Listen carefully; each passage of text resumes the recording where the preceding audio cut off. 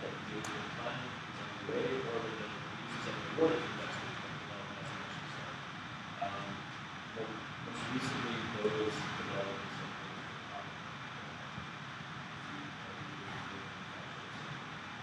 there's also one development underway in a series of infrastructure projects to support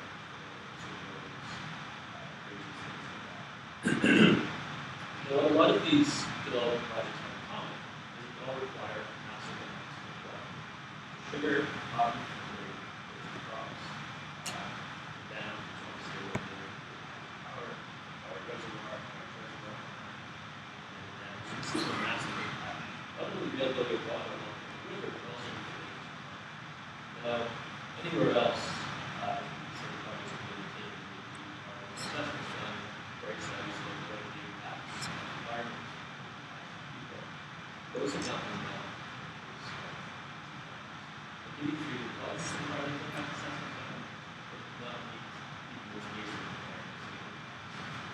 Sugar plantations, commercial agriculture, areas, farming, they are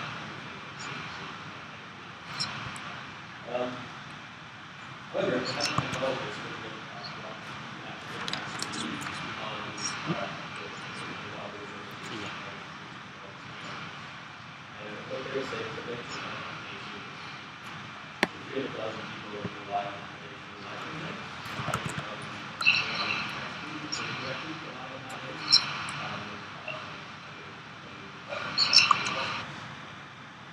But at the same time as all this development is starting, that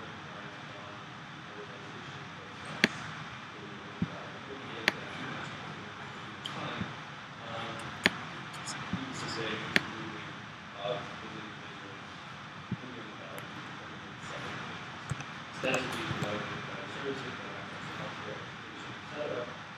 Also, that will free up their land that they use for grazing or other uses. The urbanization process hasn't been quite as organized as it was in these other constitutions. The urbanization has been sporadic ad hoc. You also didn't see the same level of uses that we saw in other constitutions. It seems more structured.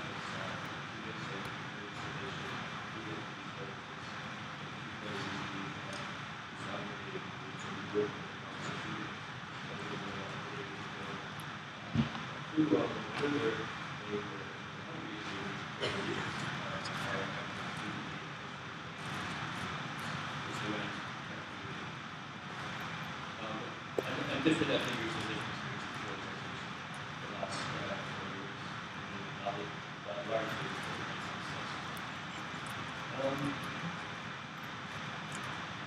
so who's funding this? It's a big question, but I think so the dam itself, the DB3 dam, with the investment bank and the World Bank, both policies are funding this thing. There are a number of reasons for that. So I wish we know some of those especially but that dam is largely funded now by ICBC DB4 is not entirely clear, but it does seem that the project financially guaranteed by the Italian state financial institution. The power line that goes from Ethiopia into Kenya goes from DB3 to Kenya, so to export power to Kenya. Is funded by the World Bank, the Development Bank. So there's a variety of different players. The sugar plantations are all state, no private. They have said that plantation developed financial resources, but there's also a lot of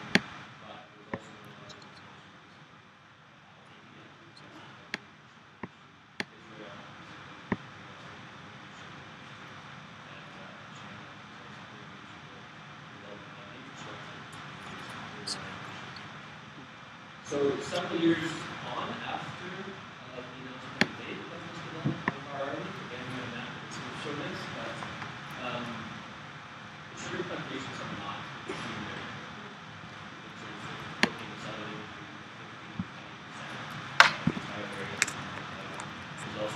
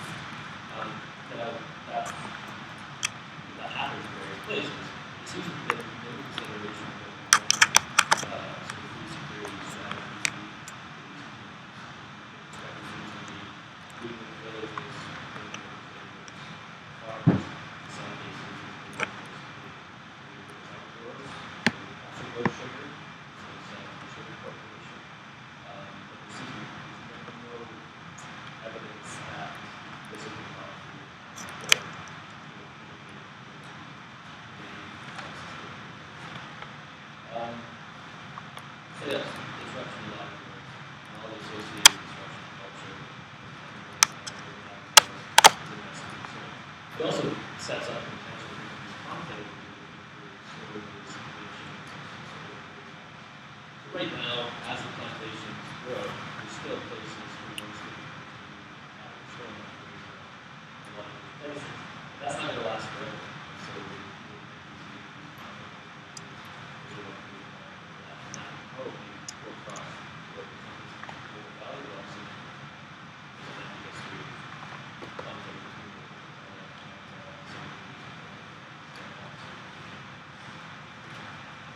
that's just not on the radar. The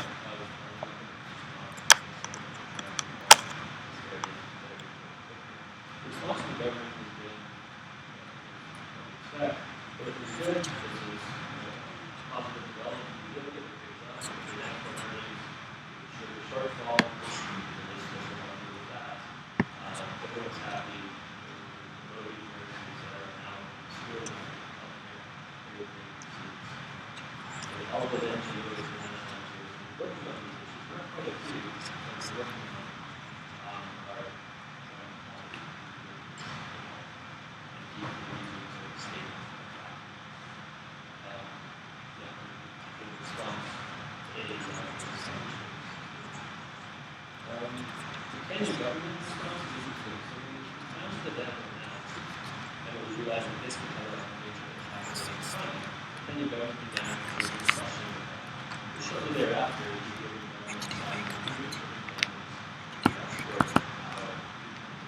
probably after that, very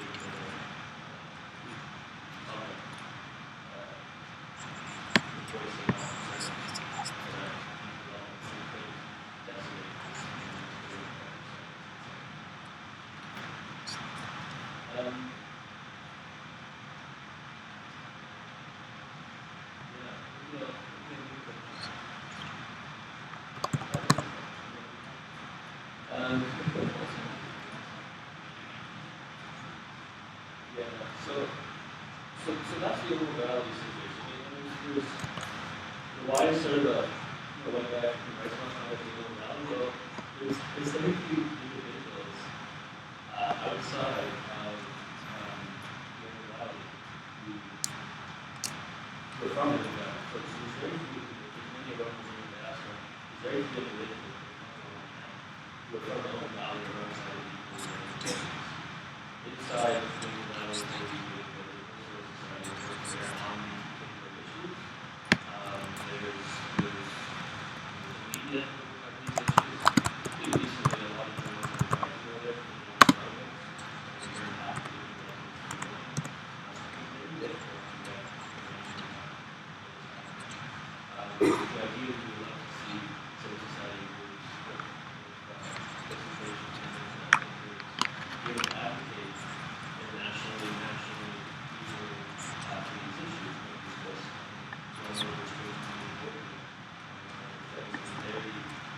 Very few individuals to speak about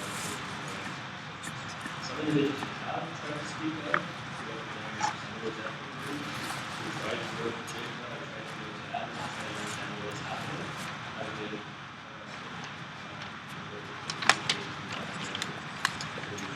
some exactly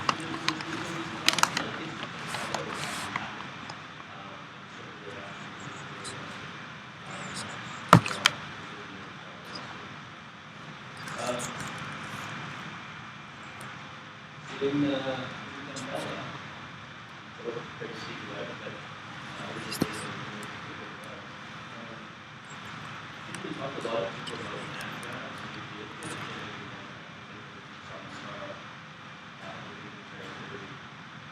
certainly there are a lot of very large scale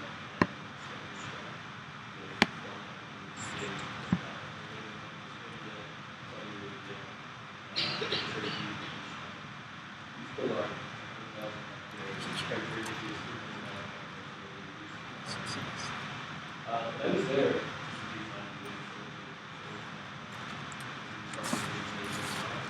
The little communities knew nothing about it.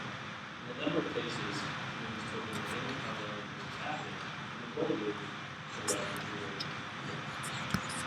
government has been very careful in saying that no one is going to play strong people. And we found various cases where it was home, so two cases spread. So we did find all over the place, those lands that we use food production. In some cases, that was like farmland, in other cases, that was areas that we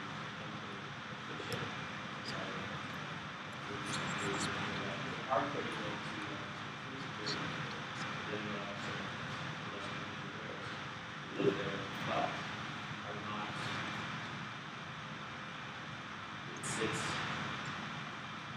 It's not as it's not as blatant, I guess, as so none of these people told us that yeah, we're still living in our village. We're sorry, we can't be here. Sort of voluntarily left at home because they're willing to go through the privacy for the things that are involved. Now, the large investments haven't really been out, like in the case of Territory, again, sort of the poster child investment in the umbrella, which was 300,000 hectares. It was taken down to 100,000 hectares. Territory, last I heard, we built around 10,000 hectares. We want to think it was going to we sort of built around 10% of what they were promised.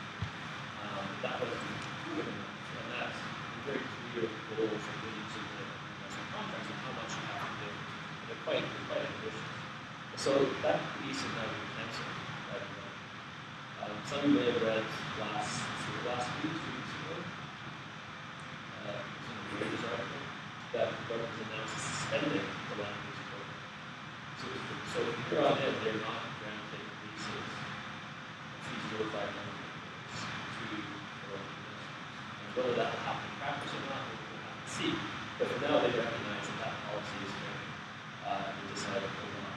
The forward point of view, so they also hope that similar announcements of suspension uses will be forthcoming from the different regional bureaus so that's investment under 5,000.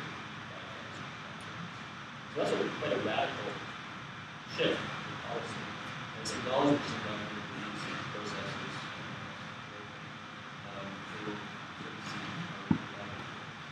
I think the other thing that's interesting about the umbrella is that although these large investments in sort of capital there have been thousands and thousands of very small investments, like small relatively, 500 hectares, 1,000 hectares, given to investors in different parts of the country. I think this is one of the stories that isn't told often enough, is that sort of urban elites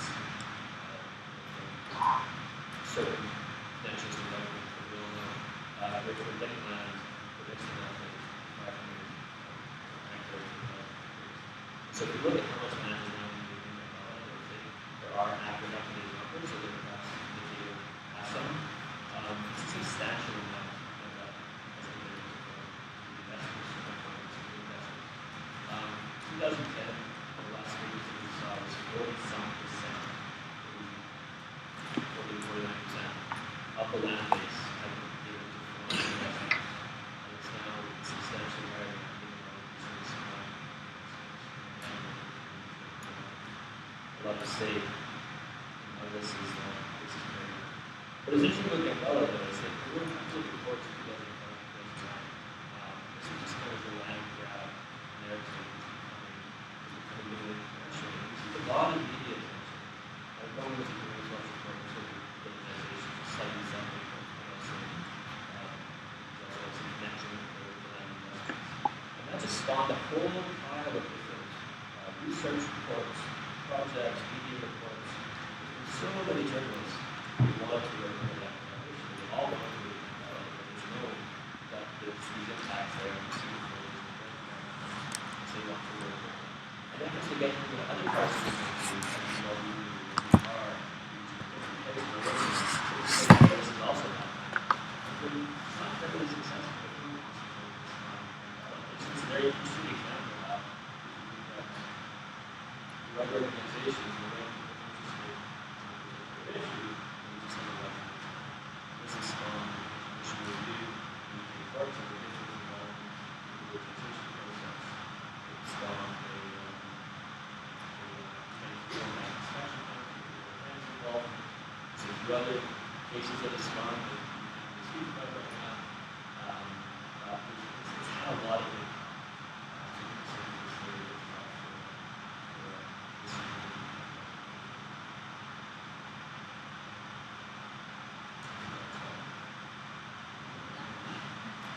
Thank you.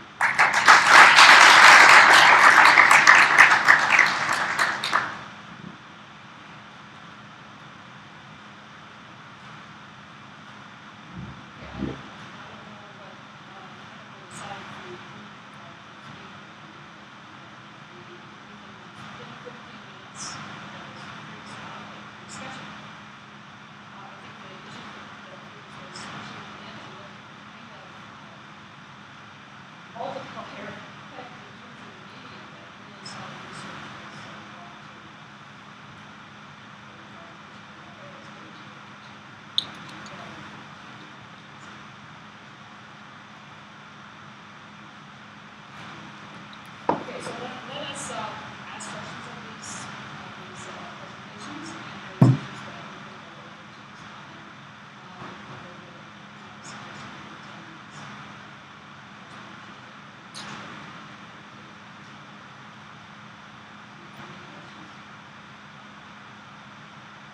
Is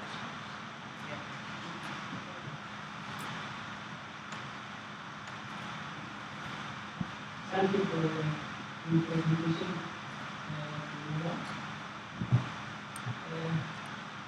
If we see, let us from general discussion to compare land grant to Ethiopia.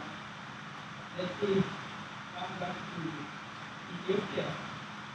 The Ethiopian government, after they colonized Oromo as a nation, they took away the land property to themselves.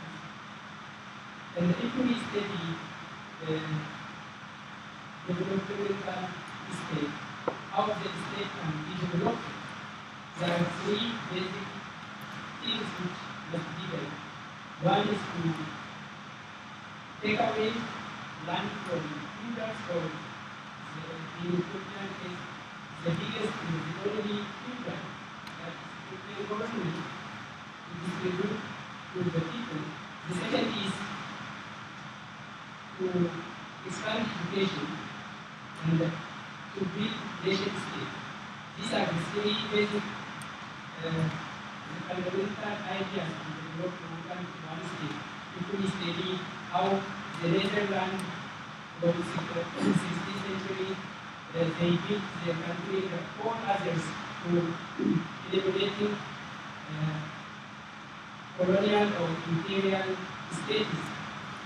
Now in Ethiopia, in the many African states, land belongs to the state, not to belongs to the people. So the people, especially in Ethiopia in the south, because in Ethiopia there are two land systems. The native Ethiopians is the colonized people. So they are using the people, the colonized people, as a service in the European feudal system. So now, if we take land grabbing, the highest 3 million, about 3 million hectares, almost equal to Belgian territory, is from the Oromo territory. Why they are doing this? And if we study who leads these Oromo lands are the foreigners. The Anwar Venetian land, and the others in periphery, they distributed to civilians. If they don't have money, capital, they cut down trees and they use it as a charcoal, and they clean it up. After that, they can release to other foreign investors. My question is, I said my comment. My comment is The basic thing is the question of land ownership. What you are right, they are selling the land to the foreigners as foreign investors. But if the struggle of colonization cannot change this, this is one way of genocide.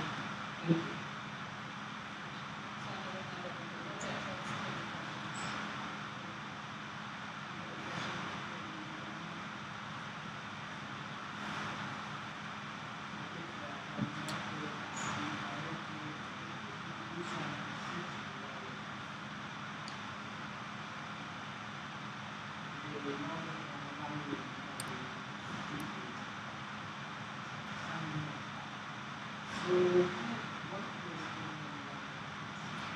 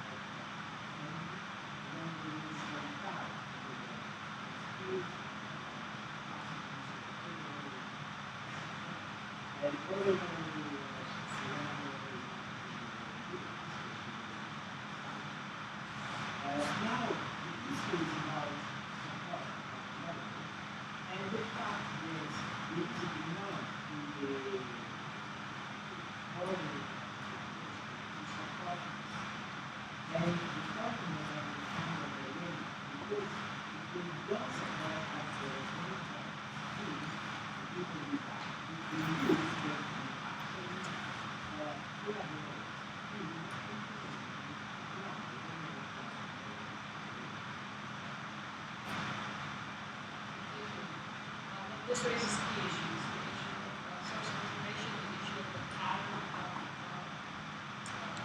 structure being put in place, the issue of consulting with the local communities, and the issue of going exposed to the government.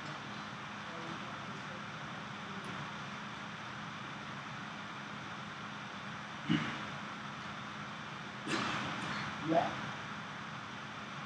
You know about only Ethiopia, maybe terms of this development and state and global. And these types of forced evictions from land, it perfectly fits into the typical developmental state ideology. Despite the fact that the Ethiopian political are saying this is democratic developmental state, what the inherent ideology or narrative behind these developmental studies. All these policies are forced by character. To the example of this large-scale urbanization plan in Ethiopia, where they did not even bother to consult the local people. They just had this large-scale plan at the center, and they wanted to take down that master plan directly down to the people. So by nature or by narrative, these sorts of development strategies are forced they're not really democratic. So for me personally, though I don't have data at my stake, I believe that all these land grab investments, large-scale urbanization plans, large-scale villageization programs completely fit into the original ideas of development landscape, where we don't have any principles of democracy, where we don't have any principles of consulting the local people. That's how the Southeast Asian countries has performed. They do not take into consideration about the consensual ideas of formulating development. So they don't have these structural platforms in place. And when it comes to this heterogeneous language of life in terms of ethnic lines, it makes it so worse, given that you have all these fully functioning institutional arrangements in terms of property rights, in terms of public security. So I would imagine from my anecdotal evidences, there is a systematic correlations between the apparent systematic preparation of the system and also the development practices or strategies they are following. So simple correlation to show that in terms of the intensity of land is given away to these foreigners, not being there such many domestic investors which are that are significantly correlated with the inherent system of this development, the forced development that I do.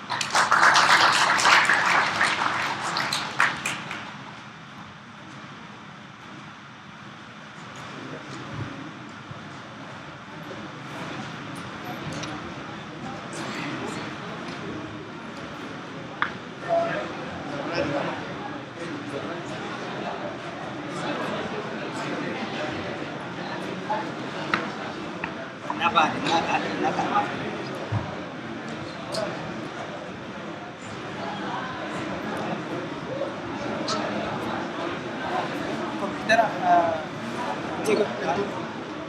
Deemaa jiraa mee? kompuutera tursita. Deebiin cufuu malu. Amma dhaabsuu qaba. Charjarri kee immoo dalagu. Charjarri kee dalagu. Kiyya itti goon.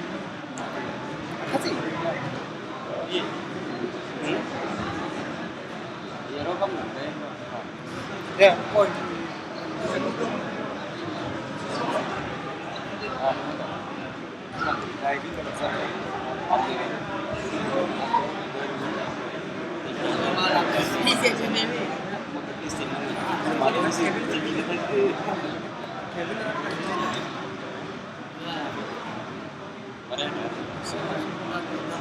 Wanni gale abdii 1000 something bitaa. No. Itti basee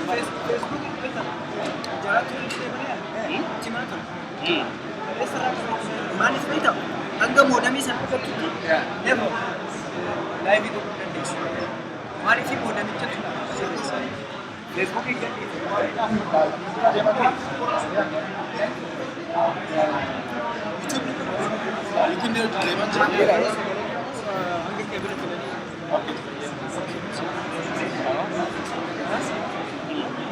Raja sama Nura.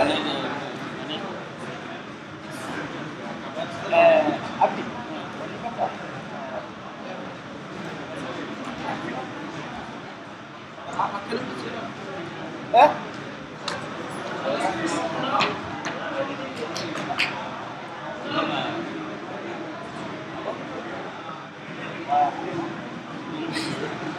Biaya isi kaki.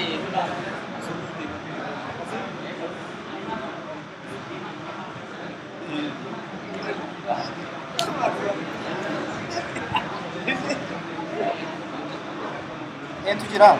Karaan meeti? Hojjetaa miti? Soo asuma. Yeroo namni yaa'u Tuqaan jiru. Lachuun tuqu. May I have your attention, please? Please be back here in 10 minutes.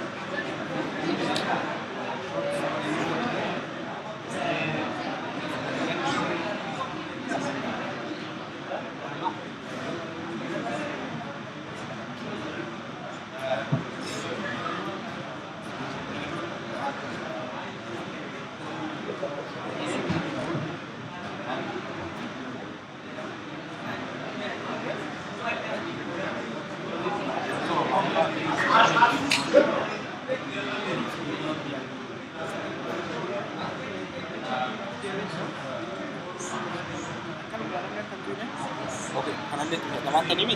Kana view maaf. Ayo maaf. Kia, bosan itu kia. Nawan aja kita. Kompuutera any kompuutera.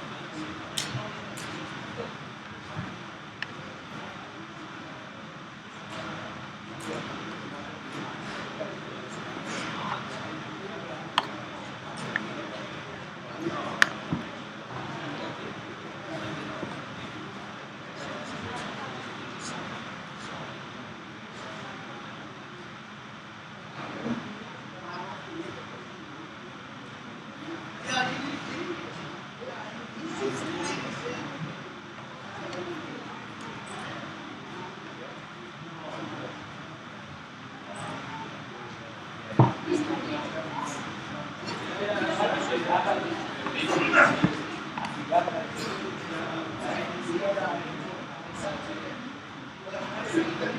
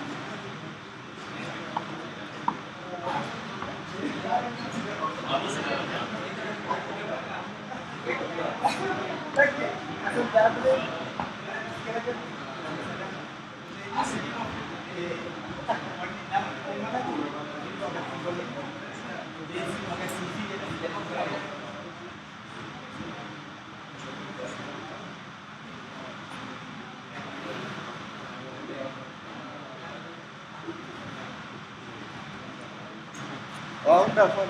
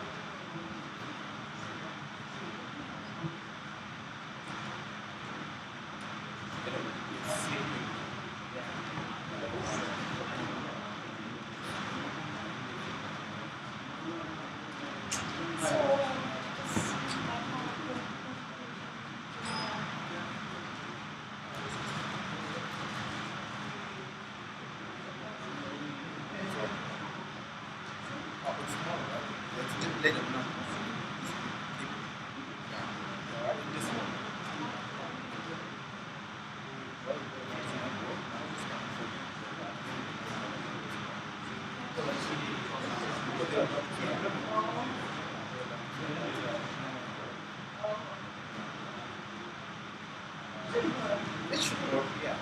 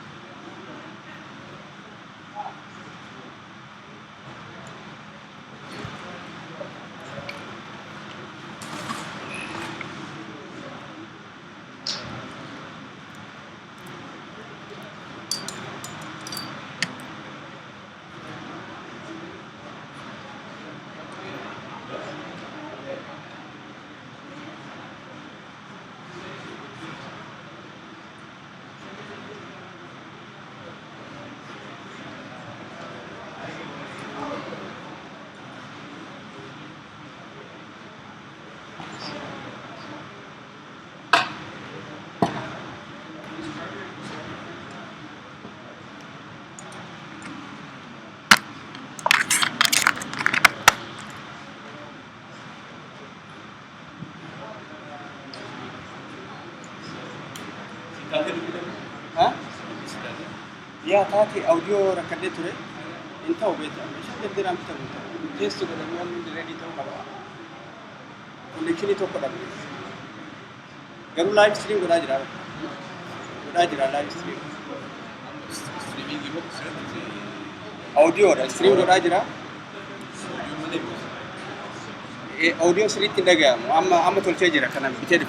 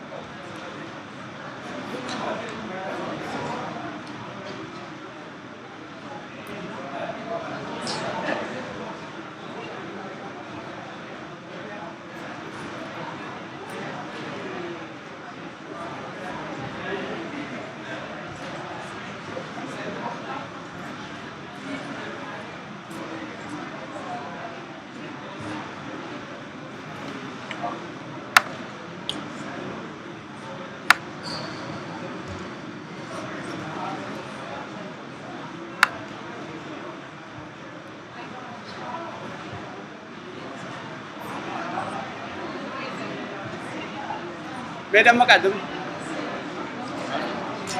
Sheriff Kana no rakkoon hin jiru dawwal. Kana sirreessee san booda tolfadha.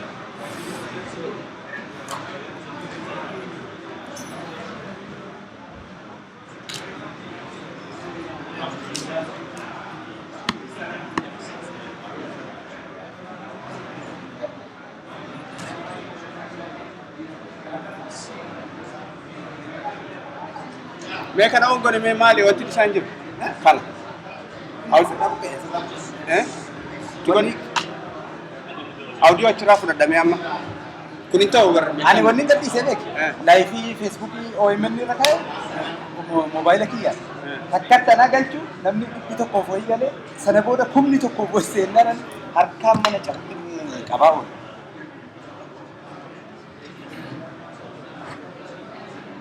Chaarjii kanaa guutuudha taanaan kan kana ta'e. Chaarjii guutuu taanaan nama rakkoo. Chaarjii lama qabna chaarjii nu rakkisu. Manarraa faranjiin illee as dhufti akkuma kennaa taate. Yeroo yoo ol galchuu rakkoo ta'e.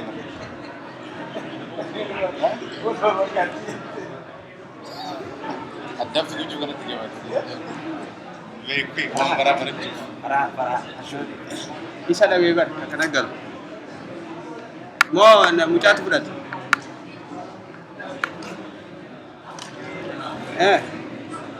Amal itti yaame. Kanaaf keessaa jiru.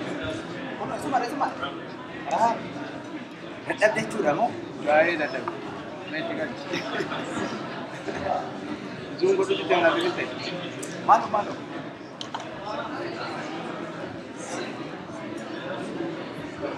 Meetii miyaa maga. Mukaan maammadii waan nama lakkee. Maalirra eessarraa ifa buqqa'e? Hojjetuu didee jedheetu gara galchee bara. Maal? Lakkiin hojjetaa bara live stream godhaa jira kun. Lakkii? Shall we start with this? Kan obsi.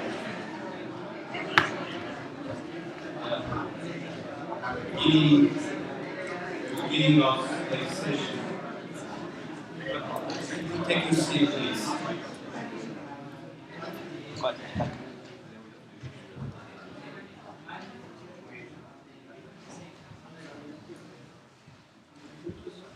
Kana kanatti barbaade maaloo faraa? Hello again. Doktor. Takkaan obsi maaloo. Maamma kana. Bukan kamera sana ke depan. Farhan.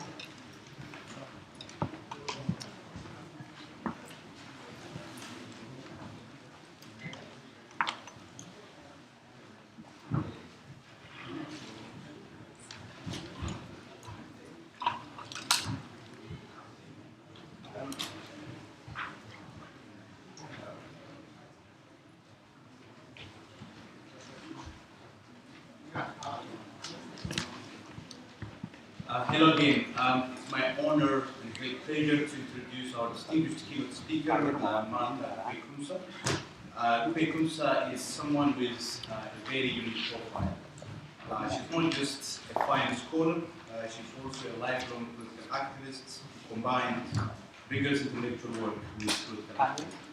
She is someone that some disciplines refer to as intellectual activist or an activist scholar.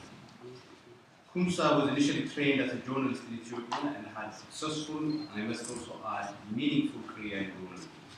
Before fleeing to Canada, he worked as a print and radio journalist between 1974 and 1980, producing and broadcasting various programs that told the story, history, and culture of the Oromo people. Kue is currently a professor at the Faculty of Social Work at Whitfield University, and she is author of 2 books and numerous articles and book chapters, as well as, of course, CDs. This is the medium critical to her public engagement work. Kue is one of the leading Oromo social theorists today, and one whose work enjoys a broad interdisciplinary readership. Her critical and colonial work on modes of knowing and acting, on issues of gender and subjectivity, nations and nationalism, homes and homelands, identity and belonging, violence and healing, grassroots spirituality, and transnational agility has had a wide cross-disciplinary impact on Oromo studies and beyond. And I'm sure that many of you here today are already familiar with at least some of his work in some form or shape. So rather than try to list her numerous publications or summarize what is an incredibly rich and wide-ranging body of scholarship, I'm going to identify what I consider to be the two central features or pillars of a scholarly engagement in development practice. The first of this I call diagnostic, a feature that is central to the work of any colonial people. What is so distinctive about Kuwait's diagnosis of the range of political and social problems associated with development is its critical role in integration of poverty. Carefully managed integration in dynamic development, so for example, the problem of anxiety, fertility, human rights and development questions, use and community, non-government diaspora are just some of key ways. These global problems and questions are situated within the broader world context with the wider this aspect of our work operates to operate past products and responsibilities, not only for transformative interventions, but also to support the raising of ostensibly existing political discourses and practices are adopted and viewed for resilience oppressive agendas. And second feature is what I describe as, or what I may describe as emancipatory. The politics of knowledge production, the question of social abuses and knowledge is for review, and what it needs to be always used by other people, nations, who have specific conflict with the interests and social interests are one of the most persistent themes of our scholarship. Her approach to questions of culture, gender, nationalism, race, discover these known expressions and representations of these things. But rather than merely superimposing Eurocentric notions of empowerment, autonomy, and freedom, or Western epistemologies and modes of knowing and being, as unquestionably emancipatory or liberating, she domesticates these discourses to create space for revival or the expression of what I earlier called subjugated knowledges.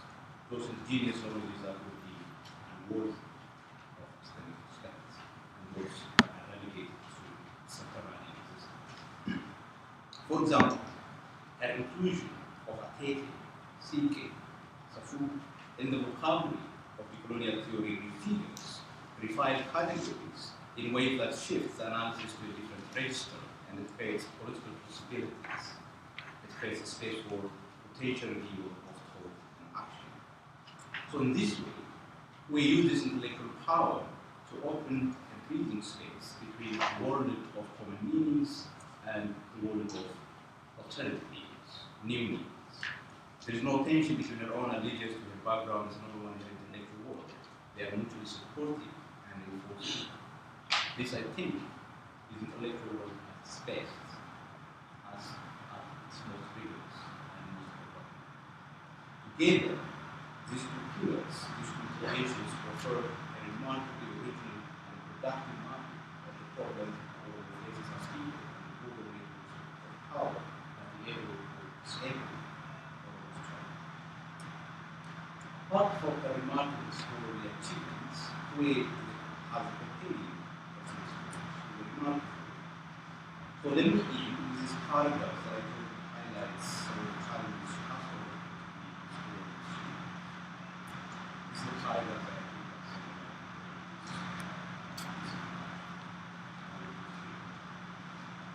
one day in 1980, Musa said goodbye to her son, daughters, and daughter. Children were then aged 3, 2, and 1. Not older than 7 years.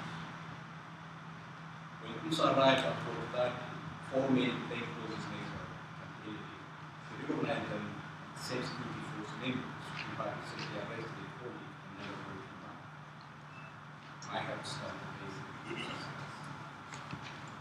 The men broke her away and told her they wanted to ask her 3 questions. One not told her, but I told them her. I didn't know anyone who had come back. I thought that would be him. The men took Musa into a car and was eating away. When the blindfold was finally ripped off, she was inside the security frozen room and being dragged down the great corridor and into the cupboards room. And I think she spent close to decades in prison. Our talk this morning is the politics of othering and the othering of politics, the OMN and the global political economy. Please join me in welcoming Professor Greg.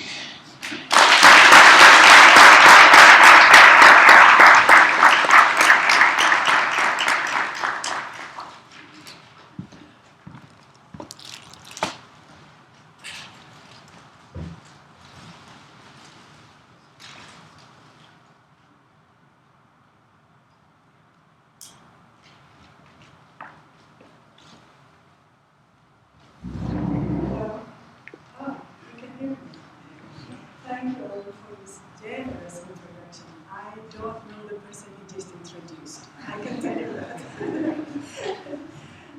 I will introduce myself much more humbly.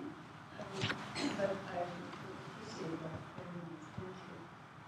I would like to thank everybody for coming this morning, or the afternoon already.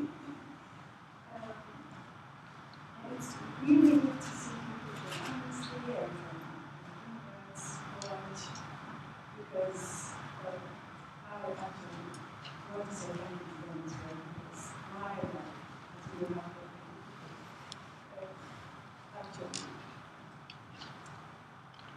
is the day thought of my empowerment. I would like to say thank you. I'm here because of the work you do. Thank you. I would also like to thank OSA for inviting me to speak today at this very crucial time for our people. It's a very crucial time in many ways. Once again, we are in twilight. We know the sun is just below the horizon. We may not see it, but we know it's there. We are in a twilight once again. And people are paying heavy sacrifices at this point in time. And I would like to acknowledge that and start in solidarity with the people who are actually paying the sacrifices. My life is like the past 6 months I've been completely consumed, absorbed by what's happening right now. So my talk is not going to be far away from that. It's going to be focusing on what's happening. Even though I will talk about the politics of othering and politics and all of that, but it will mainly focus on what's happening or what I see as happening about politically. But I don't want my talk to be just an intellectual exercise. I want it to be engaging. I want it to be a very holistic experience for all of us. So we could engage both physically, bodily, mentally, emotionally, and spiritually. I would like it to be engaging in all of these ways in a very holistic way. And I would like to start as an Oromo elder. Oops, did I just betray my age? As an Oromo elder, I would like to start with a blessing. With the blessings. So it's a call and response. So when I say, when you hear me call out Naga, you also say Naga. So I will really start with that. Malka Naga, Biyi Naga, Biyo Naga, Mati Naga, Wati Naga, E Naga, Re Naga, Baga Naga,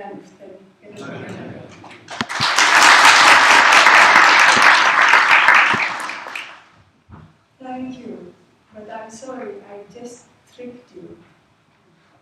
And you just walked into the trap I set up for you. You know why? You all said that there is Naga, there is peace everywhere. And there is no peace in our program. There is no peace in Ethiopia. There is no peace in the country. There is no peace for all of us. You just said everything is Naga. So that's it. That's it.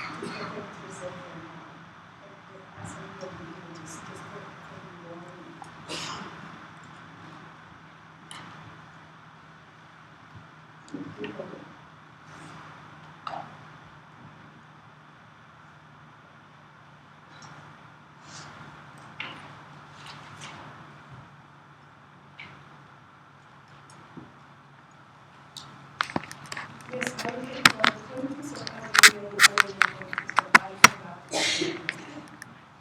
I want to start with, oh,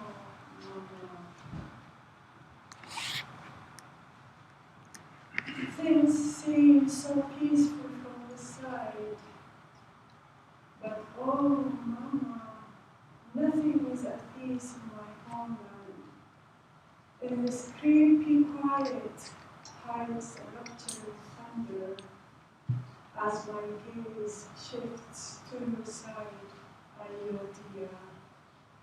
From between the two words, my heart fires you up to my mind, for I have willed not to forget.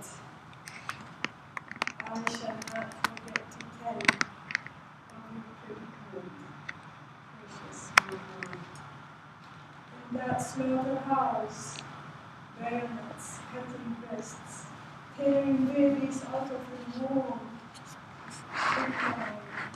dissolving your every life, fenced-in enemies, dragging your children into dark, moonless nights, into merciless wars, as their bodies cover the sands of the desert. Oh, I shall not forget to tell Ayureto of the scavengers, of the vultures that fill the sky, and the hyenas that howl, to feast on the bodies of your beloved children, as the children of your children cry and cry and cry. Oh, Mama, I shall not forget to tell Ayodhya that their tears are rain, the rains are blood. Anger roars in my soul like thunder. Fire leaps from my tongue, so Ayodhya, I cannot forget to tell. How can I forget? Oh, Mama, wear covers my body when they beat you. Blood drips from my nipples when they cut your breast. Isn't it the blood, your blood, that courses my vein? Am I not the cut of your flesh, the splinter of your bones, the spirit of your spirit, the soul of your soul? So I shall not forget to tell Ayureto. And here I take an oath, the day I forget to tell. May the sunshine dissolve into darkness and all my dreams into nightmares. May the stars fall down and bombard me, and the moon deny me her light. May the quicklime that ate up your children eat me up alive the day I forget to tell. Oh, Mama, may your blood that courses my vein turn into a fountain of acid, into a fountain of burning acid. May your dripping nipples dissolve me into a puddle of blood. Suck me, may your weeping womb suck me back into its vortex of nothingness the day I forget to tell. Oh, Mama, I will never forget, nor let others fail to remember.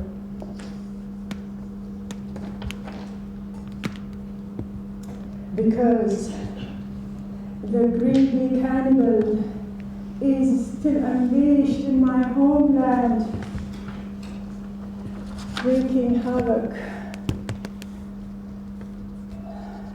To say it's his insatiable appetite, he devours everything. He devours everything in his sight, but he gobbles up the most precious. He barbecues sacred forests. He eats the motherland. He eats the sacred land. Yes, he eats people too, but he loves, but only those he loves, only the precious ones, whose desires he desires, whose dreams he dreams to make his own.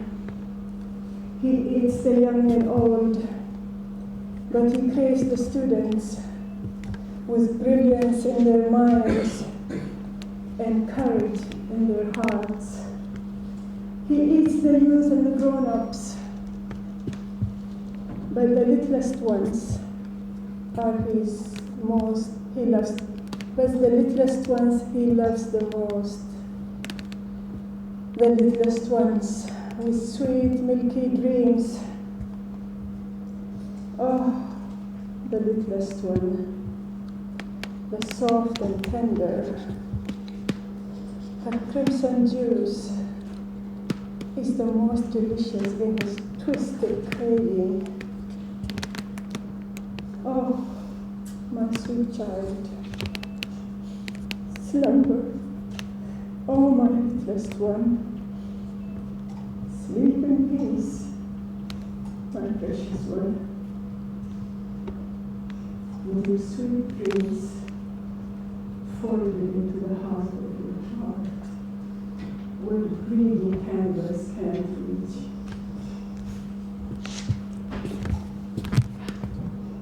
Oh, cry, oh woman of my homeland, cry with your trembling wombs, as my womb trembles in rage. Oh, cry, beloved woman, cry, cry your heart out. Cry, my darling little child, cry, beloved, cry.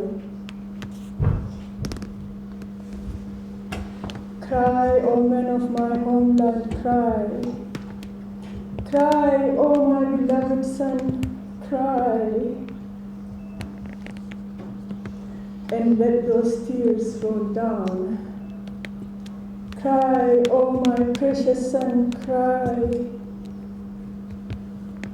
Cry out that twisting pain, let out the tormenting anguish. Cry, cry, Ayo Oromia. Cry, beloved mama. Cry, Ayo cry your heart out. Who said crying is a shame? Who said crying is not brave? Oh, Mama, crying is the most courageous expression of profound pain, of deep love, of human intimacy, of woven namuma, of interconnections. But who speaks for the bleeding land, or for the sizzling forests? So cry the tears of the forest, Mama. Cry the tears of the Hartin land. Cry the tears of the ancestors buried deep in its wombs. Oh, cry, Mama, Ayuleto, not to stir the willful silence of the powers, not to catch the eyes of those who look the other way, but cry, oh Mama, cry to reclaim your own truth, cry for your own revival, cry to recharge, cry to renew, cry for the rebirth of your people, cry to revive your children, Ayuletia. Therein lies the key to freedom, Mama.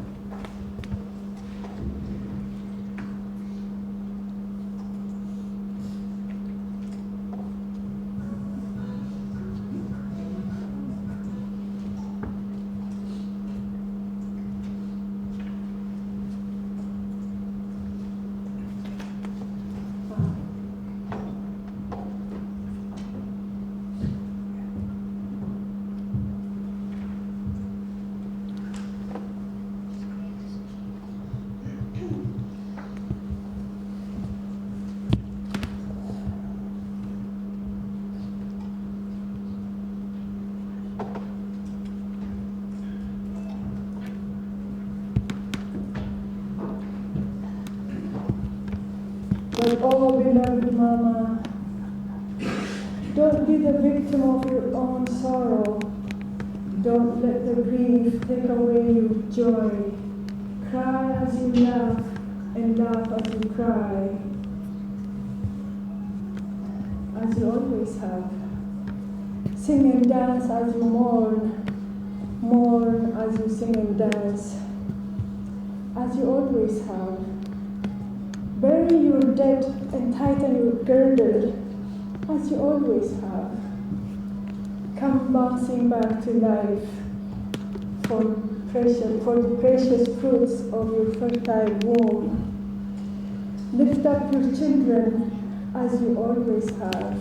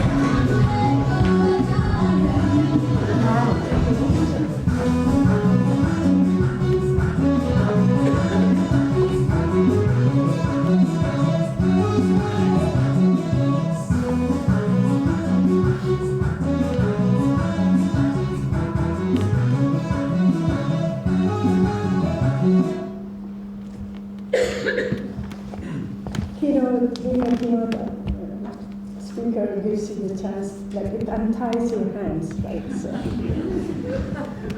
thank you. Okay, back one time minute, and then I'll be back. Rise up, O women of my homeland, stand tall. Rise up, O men of my homeland, stand tall. It's the twilight of dawn. with the sun just below the horizon. Rise up, oh beloved young woman, walk tall. Rise up, oh beloved young ones, walk tall.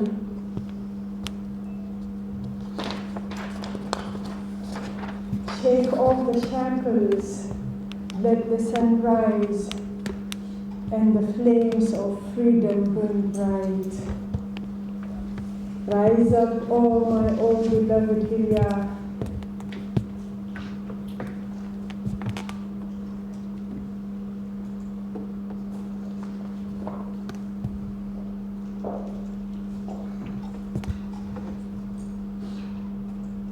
Rise up, oh my own beloved Gilead, oh you raging granny, my peer. Rise up and unleash your fiery spirit, your wisdom of all ages. Keep running, keep bouncing, excite your passion, inspire your children and your children's children in perpetuity for all generations. Thank you.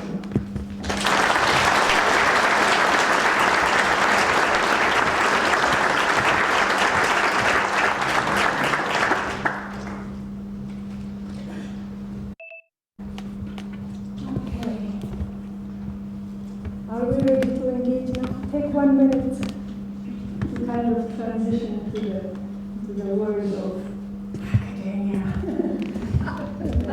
But it's important.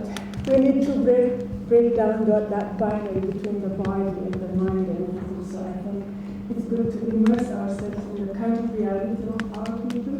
Again, in solidarity with our people.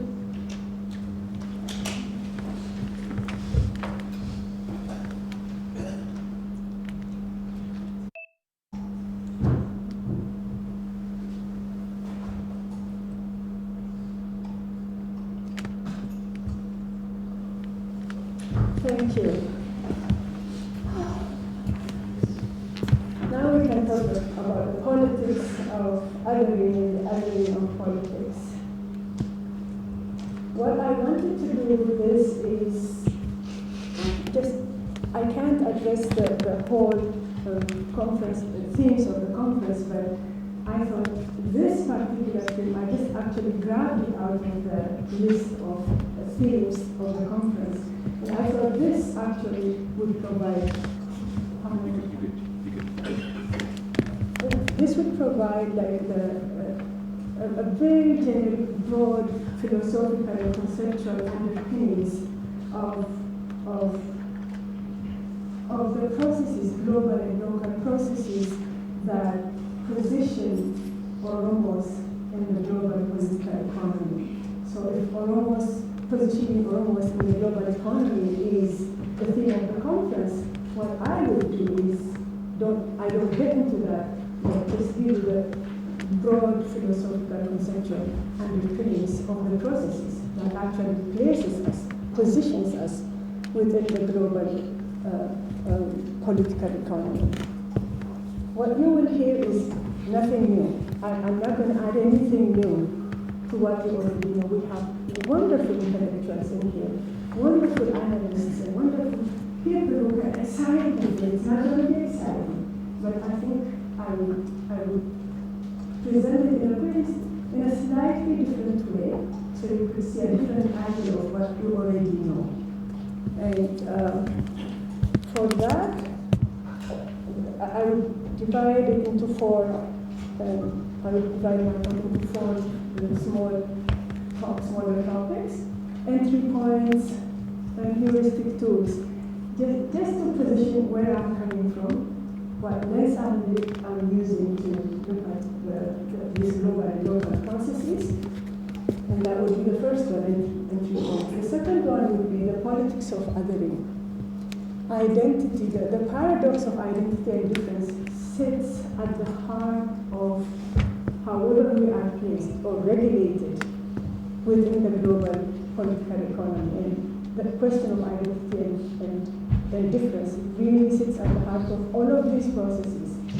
And it sits at the heart of the politics of othering, and it sits at the heart of the othering of politics as well. So that would be the two main topics that I would deal with.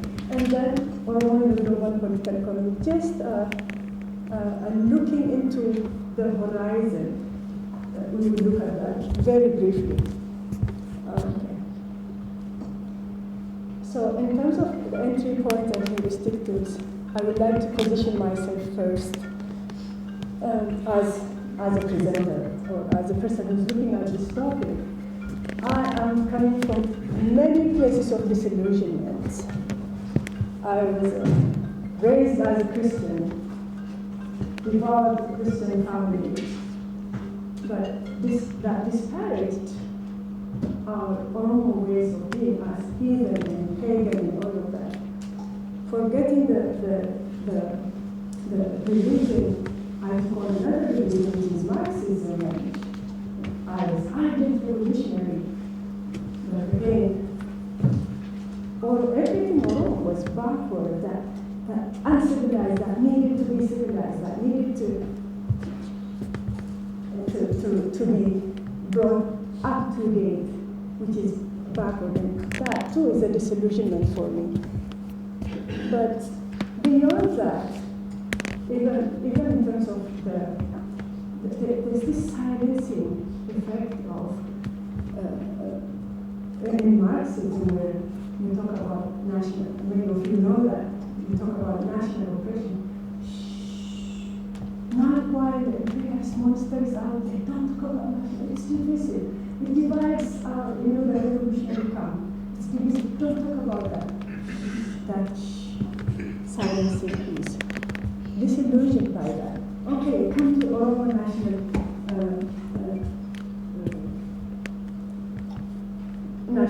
liberation movement as well. Gender is practically suppressed, practically hushed up. We don't even talk about it, but in theory, without women's liberation, without women's emancipation, there is no liberation for the nation. But that's lip service. Just look around, how many women are here? My heart sinks even when I look at the younger generation who I thought would be like, yes, my generation they have improved over my generation. I would look at the younger generation, very few women. Not just the physical presence, the issue of gender is not there. Very few, that we can count them on the fingers of one hand. Very few brave young women raise the issue of gender. And gender is an integral part of that movement, which is not talked about. That's another disillusionment. And then the feminist movement, when we talk about gender, the mainstream feminist movements, there is no issue of race, no issue of gender, no issue of class, no issue of citizenship, no issue of, it doesn't come up. It's divisive. This is global struggle. We should be united. We shouldn't be talking about these divisive things. It's not divisive. It's an issue. When you talk in Ethiopia, you talk about Oromoness. Oh, later, now you can't do it now. It's divisive. But being Oromo in Ethiopia hurts. It hurts now. I can't put it off for another day. Okay. In Oromo national movement, being a woman in the Oromo national movement hurts. I'm sure women know. Very few women are in that movement. It hurts. It hurts now, but people say, okay, after this is an internal issue, it's divisive, don't talk about it now. Save it for later, for after liberation. But being a woman in the Oromo movement hurts now, right now. I can't live my gender today and live my Oromoness another day and live my third worldness another day. I live them simultaneously at this moment. They happen to me all at the same time. They need to be addressed together. So I come from those disillusionments, and because I'm trying to kind of decolonize my own ways of knowing, I turn to reclaiming Oromo indigenous ways, which is the seeing a feminist, what I would like to call seeing a feminist lens from the Oromo indigenous, knowing, indigenous ways of knowing. So there's a dizzying number of theories, political theories, and theories of international relations that deal with the theme of the topic. I'm not going to get into all of that because we have so many experts here. But even looking at these theories, many of them, not just the dizzying number, but also the speed at which they are changing. It's very hard to keep abreast unless you're grounded somewhere. You need to ground yourself somewhere, and where I chose to ground myself is in what I call seeing a feminist lens, and it's through that lens that I would like to look at these theories. So, looking at all of these theories through that seeing a feminist lens, what I would call seeing a feminist lens, I would like to look at three very key concepts in order to understand the othering of politics and the politics of othering.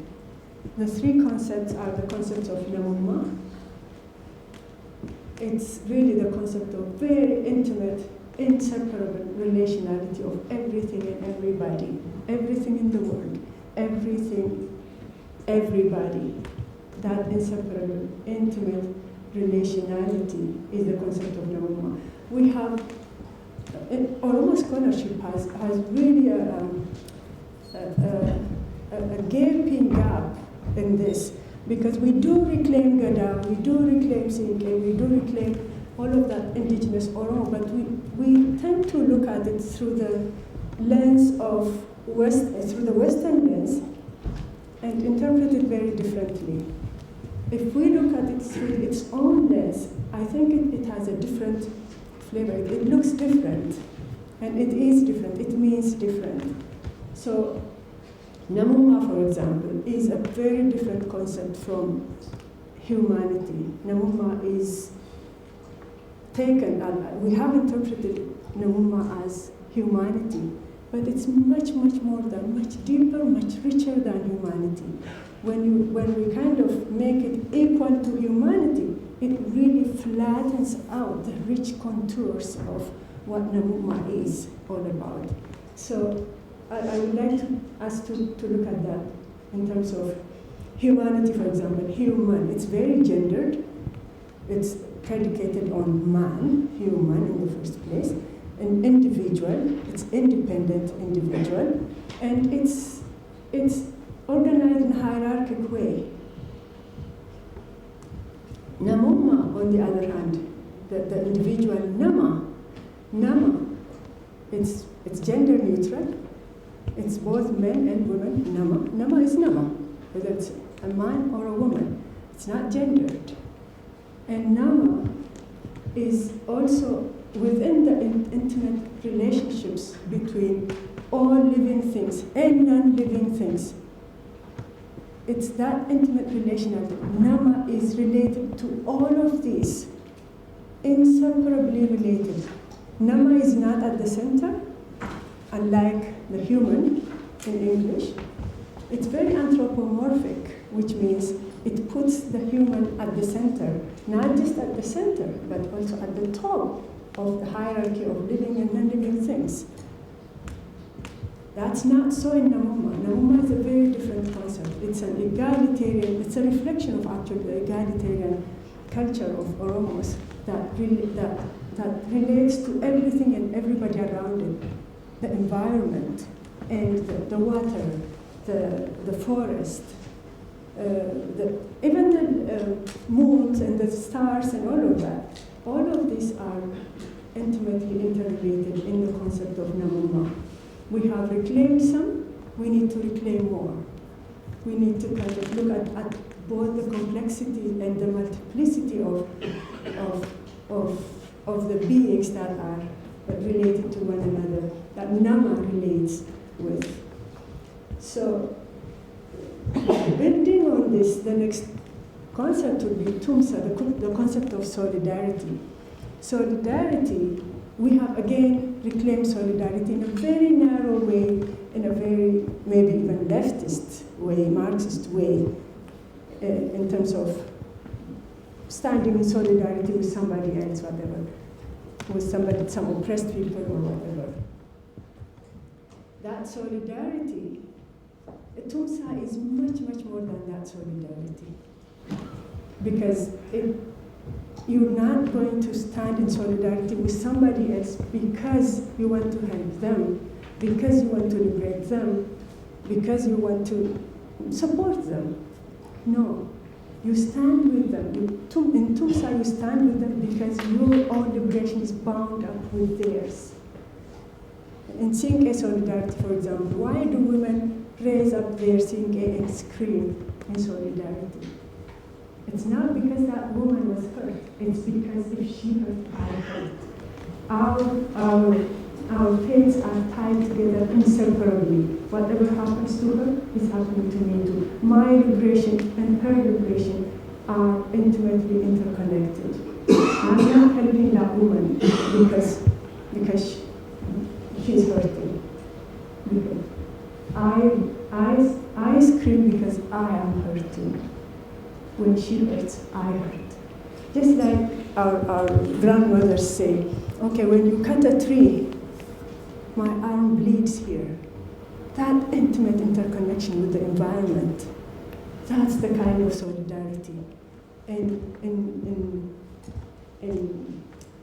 Cinque feminist theory, if I look at that. And then the concept I really want to hit home with all of us is Abbaan of Inargu. Abbaan of Inargu jedha Oromoon. Abbaan of Inargu jechuun, Abbaan of Inargu means the self can't see itself. Our eyes are cut to see outwards. I can't turn inside and see myself. I can only see outside. And what that means is it makes the other an absolute necessity for the self to know itself. In order to know myself, I need the other. I need you to look at me and tell me, oh, this is what you look like. I can't see myself. That is a very important concept that I'm going to come back to as I go through the other notes. So, with these three concepts, let's look at the politics of othering. And let's look at the processes of othering first.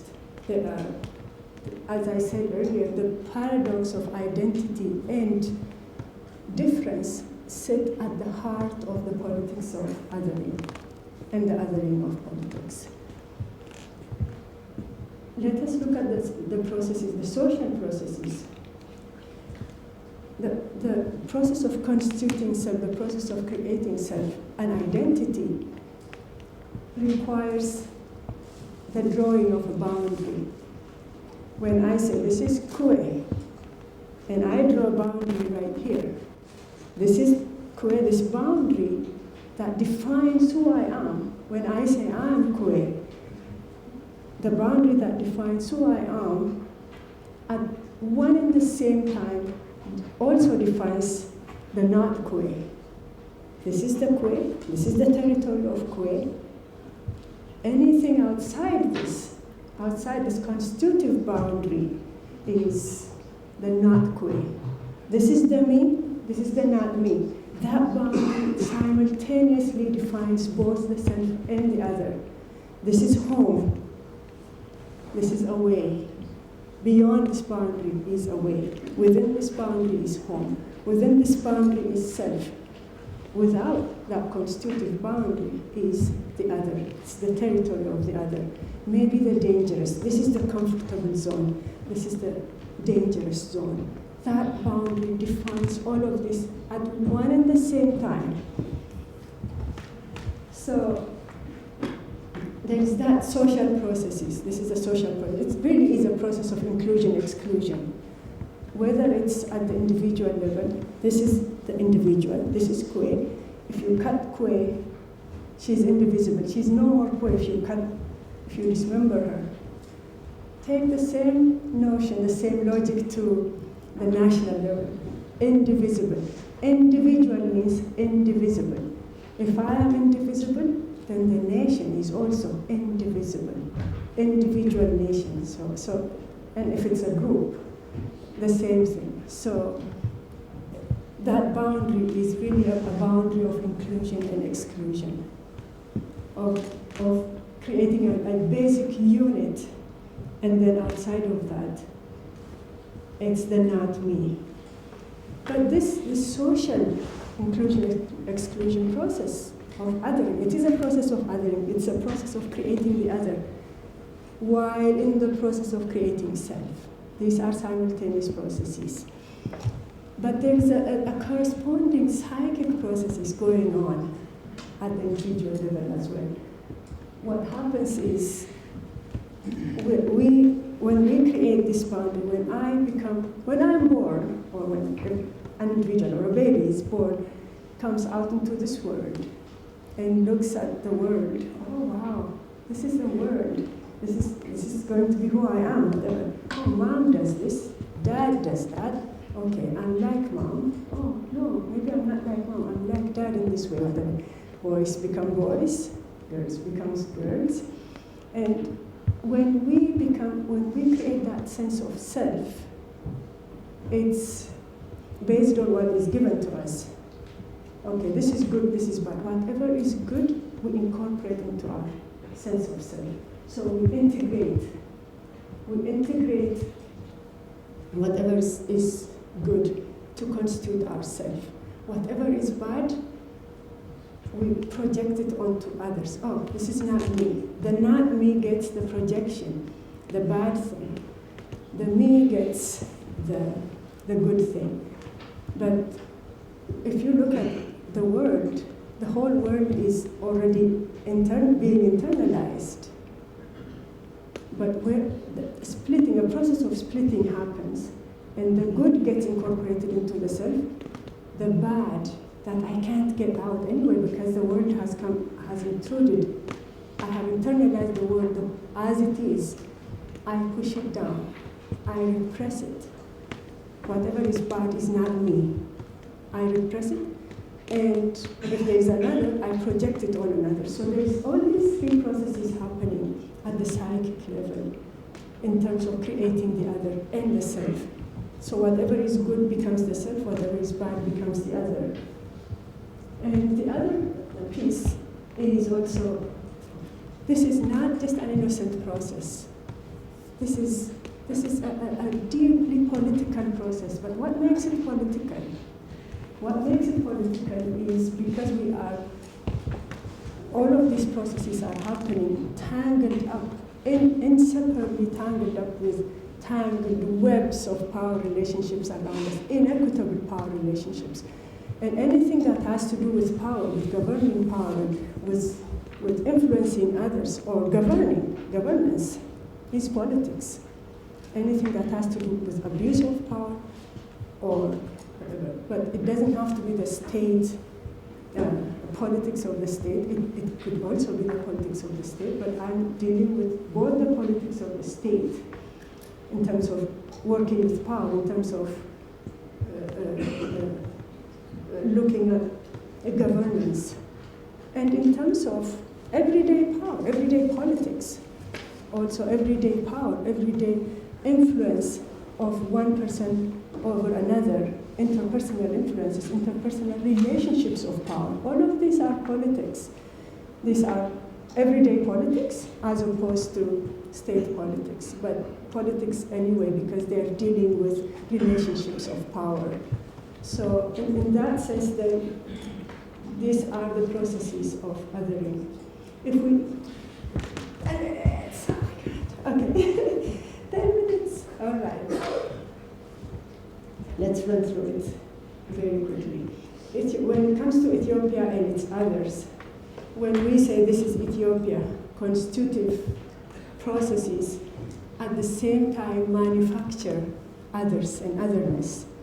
If this is Ethiopia, okay, this is Ethiopia, this is who I am, this is the language I speak, this is my history. what I'm doing is, in the process of constituting this self called Ethiopia, I'm also constituting the others. So constitution itself is manufacturing otherness simultaneously, at one and the same time.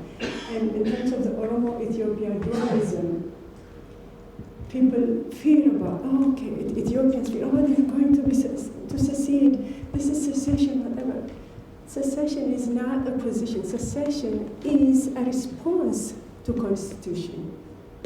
If the constitution had included, there's no need to secede in the first place. There's no, because it is exclusive, people want to secede. It's not a position by itself. It's a response to a position. It's a response to constitution. In terms of political strategies, I don't think I will go through all of this, but oppositional struggles. Do we need to reform? Do we need revolution? Do we need freedom? Do we need bondage? We tend to deal with dualisms when we're looking at these kinds of constitutions and the making of self. Let me, because my time is already done. I'm glad I took time for the poem. The othering of politics. Okay, when we talk about dualisms, we really reduce what we call namuma. In namuma, there's an abundance of life, abundance of the multiplicity of life. We reduce it to just two when we talk about dualism. So when we come to the othering of politics, when we other politics, it's really very, we repress it. We say, okay, market fundamentalism, economic reductionism is what I would call it. If we talk about just the economy, and when you let the economy take over everything, you are reducing everything to the economy. There's no better example than what's happening in Ethiopia right now, and in the entire world. The entire world is working on the principle of market fundamentalism. Where is the politics?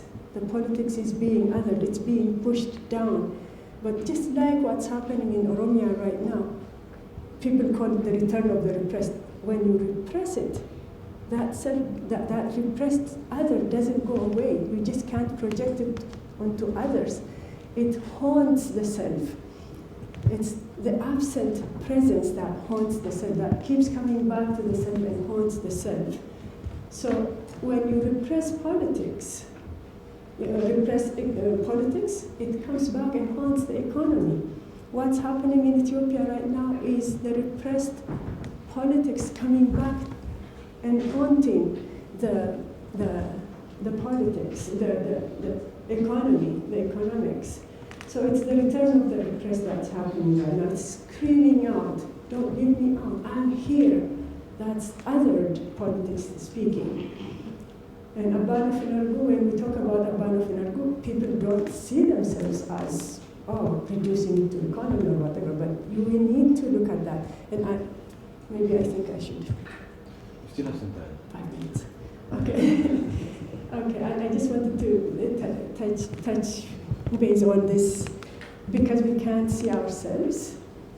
We need the others to see us. Well, I would like to leave us with, I'm not going to get into all of that, but I really would like to give you this because it really speaks to Abano Finargu. This is my mantra, because we can't see ourselves. We need to be able to actually look at ourselves through others' eyes. We need to be able to listen to others so we know what others think about us. Oromos are really like, these are democratic people. We are national liberation strugglers. We can't be oppressive. Tell those people who are not Oromos to tell us what we look like. I think that's very, very important. And I use this as my mantra when I say, okay, Etana, how difficult Etana is. When I point to Etana, I need to stop at that point and examined the three fingers pointing back to me and said, okay, in how many ways have I been difficult to Etana? I think that's very important, because chances are, if I do this, if I push this, look what it does to me. If I don't push it, I won't get this one. If I'm not difficult to him, I won't know how difficult it is. I must be pushing something on him that is resisting. And if I don't get to know that, that's very dangerous, because I'm pushing something on him and I don't know. I need to ask him, in how many ways have I been difficult to you?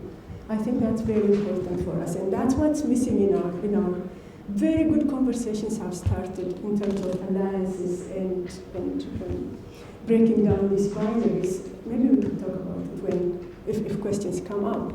But what's missing is that pointing finger. We've been pointing, oh God, that's the Wayani, that's the Abyssinians, that's the whatever. We've always been pointing outwards. But, and even with the Abyssinian groups, Ethiopian groups right now, conversations are happening. It's the Wayani, it's the Wayani. Okay, it's the Wayani, but are we really, do we have that, don't we do what the Wayani does? Did Wayani divide us, really? Abyssinians, the Ethiopians, and everybody coming together. It's very good to come together, but don't point elsewhere. There have been differences before. There have been relationships of power before. Those power issues, those issues of injustice need to be addressed. We all need healing, yes, but it's not, we can't heal without addressing, going blind to injustices that have happened. It has to happen through healing through injustice, not just by covering up and okay, move forward. We can't look backwards. We can't look to the past. We need to only look forward. We need to look to the past as well. But when we come together, I think it's very important to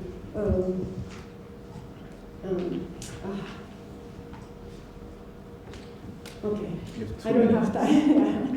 I don't have time for all of this. But I'll leave you with 2 quotes. I really revere these 2 people.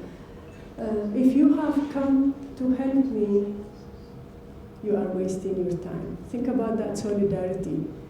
Did you come to help me? Forget it. I don't need your help. If you have come to help me, you are wasting your time. But if you are here because your own liberation is bound up with mine, then sit down and let's work together. I think that's the response we need to give to people who want to come and help Oromos.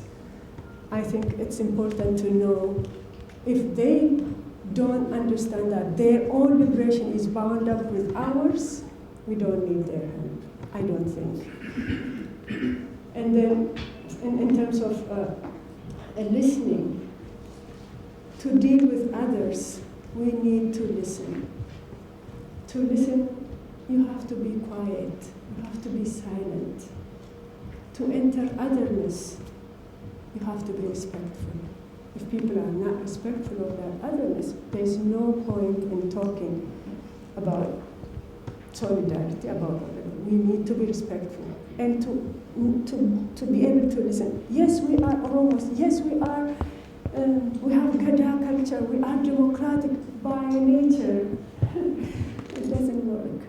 Let's ask those people. Let them tell us, oh, you're democratic, we want to be with you. There are so many people, especially the vulnerable populations, like the Anuak, the Omotic people, they're watching. They're watching. We're not acting like a bigger nation, a big people. If we are a big people, we should be actually uniting everybody. We should be the ones leading, but we do have leadership crisis, as people have said earlier, but in the discourse is the leadership crisis among Oromos. But we have the potential demographically. Look at our demography, look at our geography, look at our people, look at our culture. It has a huge potential, but we have to be able to lead these other people who are watching where we're going, what we're doing to them. And if we're not democratic among ourselves, if we can't be democratic among others. We can't lead others by. We need to lead by example is what I'm trying to say. So we have to be respectful of others. We have to be able to listen instead of telling, oh, we're democratic. Let's ask them, are we democratic? Let them tell us. Let's not just tell everybody, because chances are we really don't see ourselves. We need the other. The other is absolute necessity for us to know ourselves. So I think I'll leave it that way. So thank you.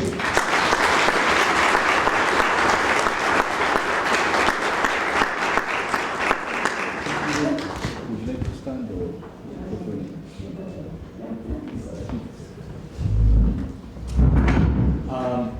Can you hear me in the back?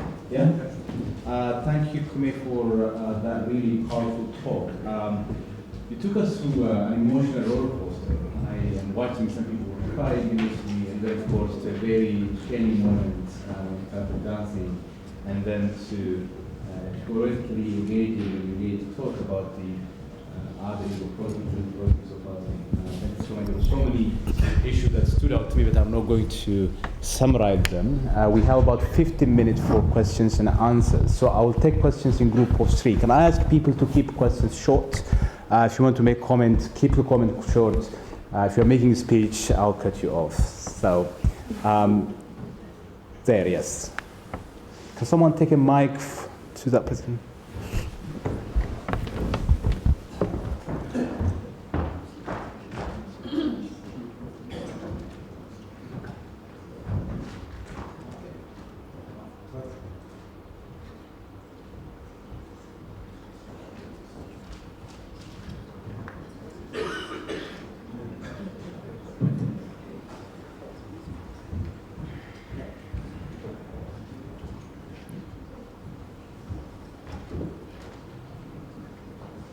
Thank you very much for that very edifying presentation. I was one of those weeping.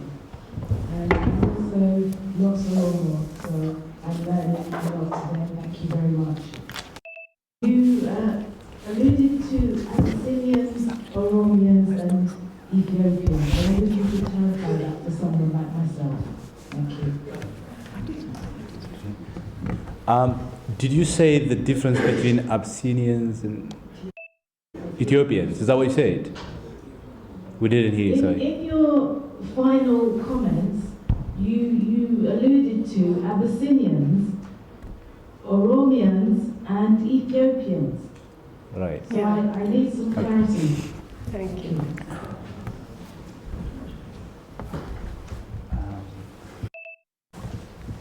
Listen.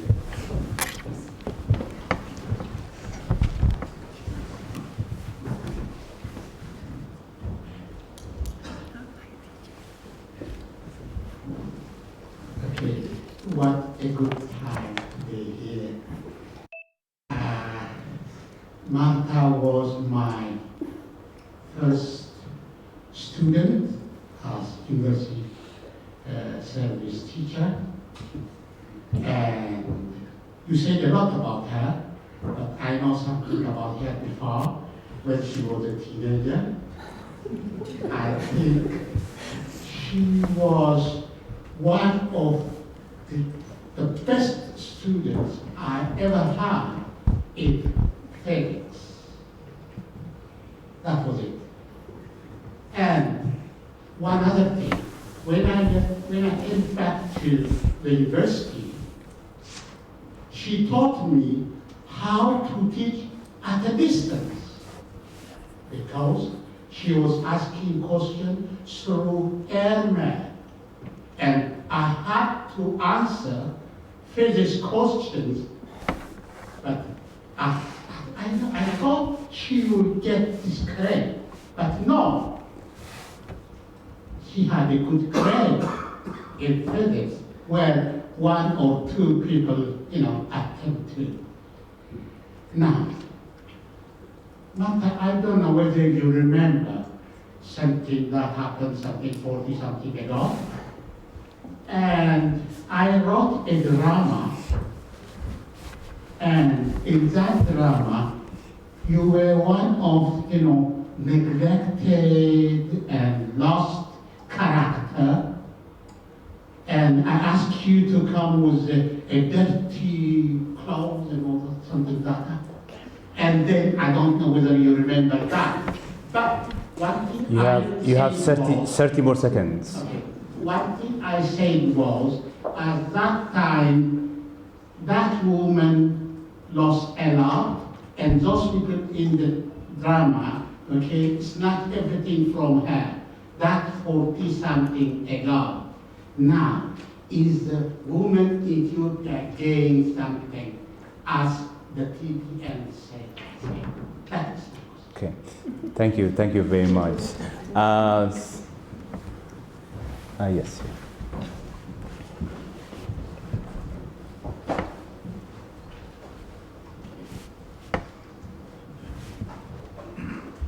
Well, thank you very much. I'm inspired, as always, with your writing and now with your talk. You left me at the end with a dilemma or a question. That is, you said we must know or ask others how they see us.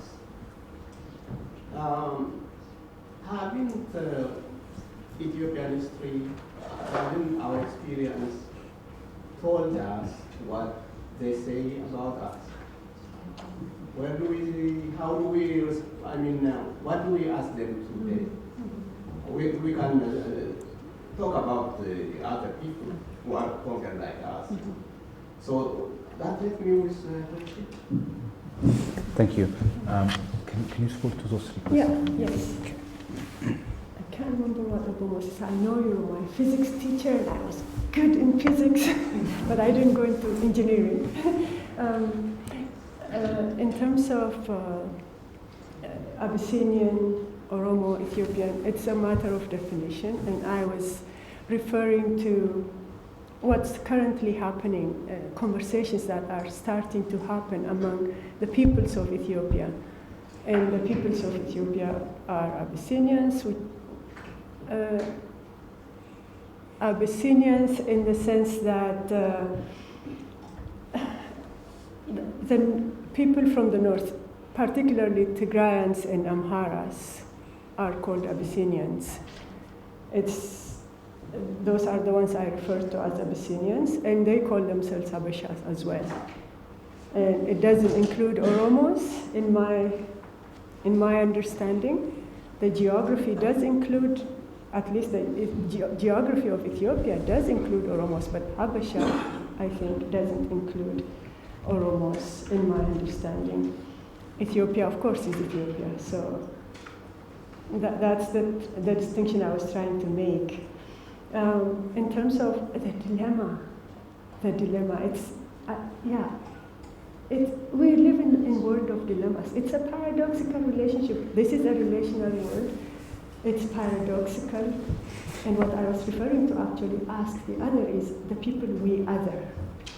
And I really want to make a point there that in terms of relationships of power, the politics of othering I'm talking about, not just anybody if somebody who has othered me wants to tell me, Hat's Ethiopian history has told us for hundreds of years who we are. That's not what I'm talking about. But if we have othered somebody, and that other, if we have created this boundary and said, okay, and only those who have the power can call it into life, actually, can call the other into life. We create the other through naming, for example. Gala. Am I going to ask somebody who called me Gala? No, that I'm already othered. I'm the other in this case, right? So even for us to actually look at, to be able to see ourselves through the people we other, there has to be that an equitable relationship of power between us. And through that, it's the ones we use our power to name or to other that we need to look at. Okay, George Bush went to liberate Iraq. Did the Iraqis see them as liberators? They saw themselves as liberators. They're going to liberate these people. But that's, again, they have to ask the Iraqi people what they look like. That's what I was trying to look at. But it's a world of dilemmas for me too. I don't know if I'm making sense. Am I making sense? I think what I wanted to get us at is when we point to someone and call them, I'd like to, if my anthropologist colleagues allow me to take an example, if we say, nude, if we go out in the jungle and say, nude, oh, those people are nude. Are we naming a reality that exists? Or are we creating that reality discursively? That's what I'm trying to get at. When we name somebody, we are at the same time calling it into life. When we're naming something, we're calling it to life. We're giving it a name, it has a life now. And that's what I'm trying to get at. If we call somebody a name, or if we give something a name, let's look at ourselves through the eyes of those that we name, we other. That's what I don't know if I'm making sense, but that's what I'm trying to get at. I think you are making sense. You do make sense to me. Okay, 3 questions in this round. You there? Yes. Hello.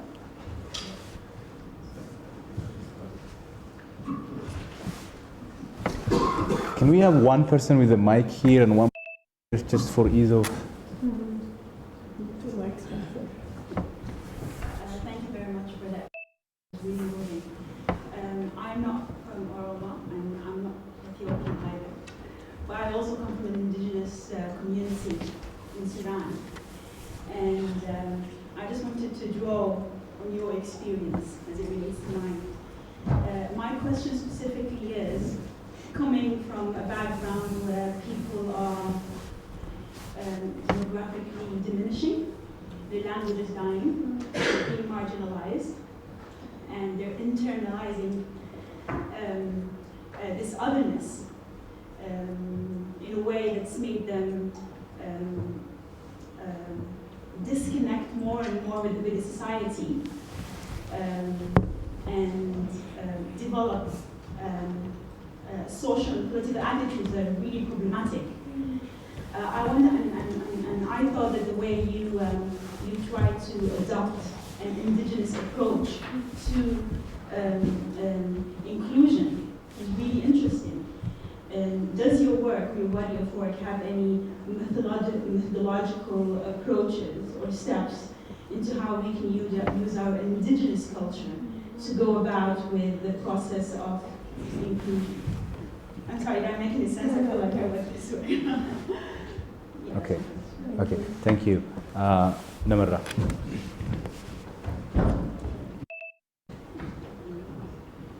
Thank you very much. I try to make a very specific case example from in Ethiopia. Everything is nowadays being reduced down to economic instruments. That is sustainable economic growth and fundamentalism. And how do you see the othering approach or the othering mechanism by the incumbent, labeling everyone who objects this fundamentalism as anti-development element? And how do you see this will erode the social contract, mainly in terms of the TUMSA, intra and inter-ethnicities within the Ethiopian boundary? Thank you very much. Thank you.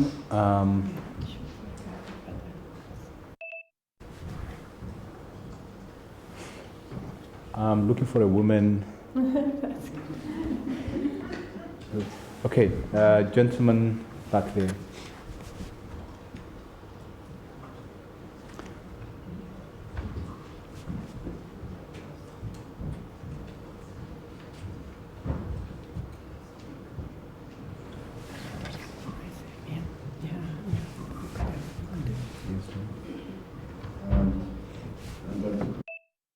question about, at the end of your presentation, you mentioned about alliance and the obstacles that most Oromos feel when they're speaking to Abyssinians or Ethiopians. And a lot of times in my experience, most Oromos, I'm one of those Oromos that did this before me, by the way. I grew up in North America. And I'm always in that intersection between Oromos and Ethiopians. And a lot of times Oromos don't trust because of all the put downs and all the condescending comments that they feel. Do you have any practical strategies for community leaders across the world, and some of the strategies they can recommend to their members and to the people on how to deal in developing alliances in their communities?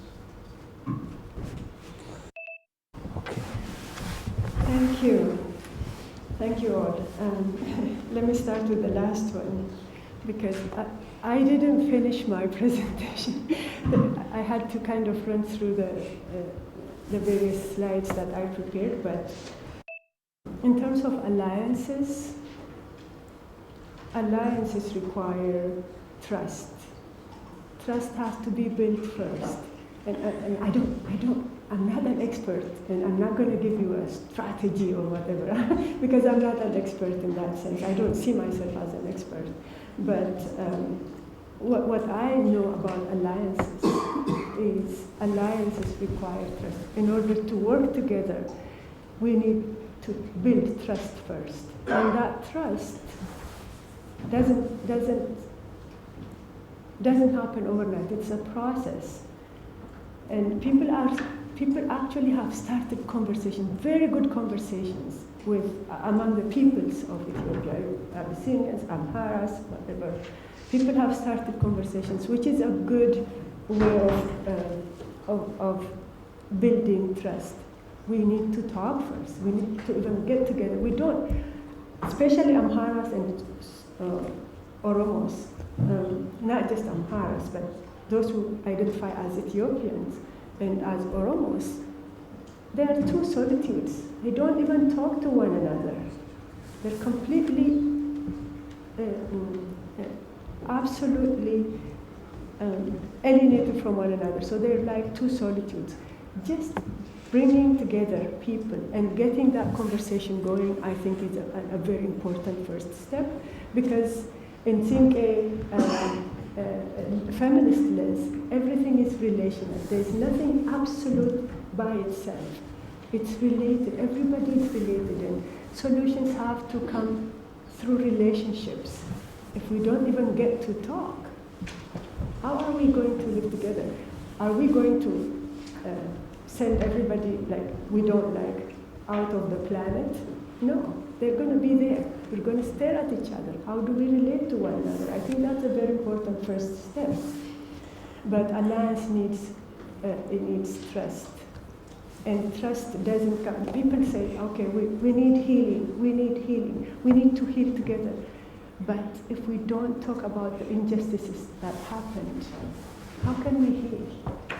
There's a lot of wounds that are still open. How can we heal without addressing those wounds, those issues that caused the separation in the first place? I think it's important to start talking, and I think it's important to build that trust. And I don't have practical strategies except the quote that I put out there at the end. If we really need to get into otherness, we have to be respectful. I have to respect the other's perspective, the other's position, in order to get the conversation started. We have to be respectful of otherness, respectful of others as well. In terms of my daughter, maybe, my sister, I can't say my sister, could be my daughter. You look very young to me. In terms of incorporating indigenous, or reclaiming indigenous, it's really, for me, it's a way of decolonizing my own ways of knowing, in terms of my own ways of knowing, ways of being in the world, ways of relating to others. For me, it's just going back to the roots. and looking at what it means. Not just a superficial reclaiming of, okay, this is Gada, this is CK, whatever, but what does it mean to be indigenous in this world that really disparages indigeneity?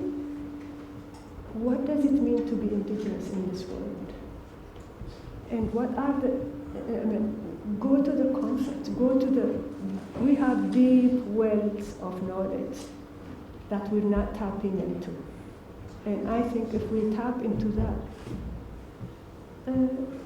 it's just going and doing it. For me, I've been looking at especially the women's rituals and birth rituals and wedding rituals and all of this for the last 2 decades or something.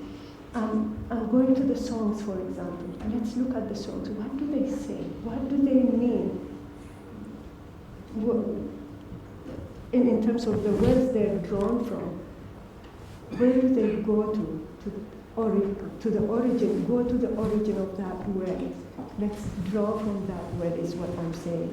And many scholars are doing that even in our own communities. And I have brought some of the articles that I wrote somewhere. Maybe you can get them out. There are Xerox copies of some articles that I wrote. And there's Songs of Exile as well. So you will get to see it when we go on break. There's one more question. The economic reductionism. Yes. I don't know the question. I don't know what the question is, but what they're labeling. Yes, I mean, if you see the definition of this othering in terms of these political relations, in terms of the state mainly, they have this big agenda, which is very economic fundamentalism, to achieve this sustainable economic development, economic growth. So any sort of societal objections to this fundamentalism is being labeled as anti-development or anti-peace element. So how do you see this eroding the social contract, mainly in terms of the TUMSA across mainly intra-ethnicity and inter-ethnicity within the Ethiopian boundary? Yeah, it's for me, it's what I say. That's a very good example of economic reductionism. We reduce everything to economy and to development in our case. When we reduce, something precious is lost. All that abundance of life is lost. The TUMSA is lost. All the wonderful things that are political and non-political, that are cultural and that are spiritual, is lost. Anything that is fundamentalist, whether it's an idea, whether it's a religion, whether it's politics, any fundamentalism really reduces, kills, flattens out the rich contours of the abundance of life. And that's how I see it. And of course they have to hang on to power. To hang on to political power, they have to reduce it to economy, reduce it to one dimension of I know, itching. We have 5 minutes. Okay.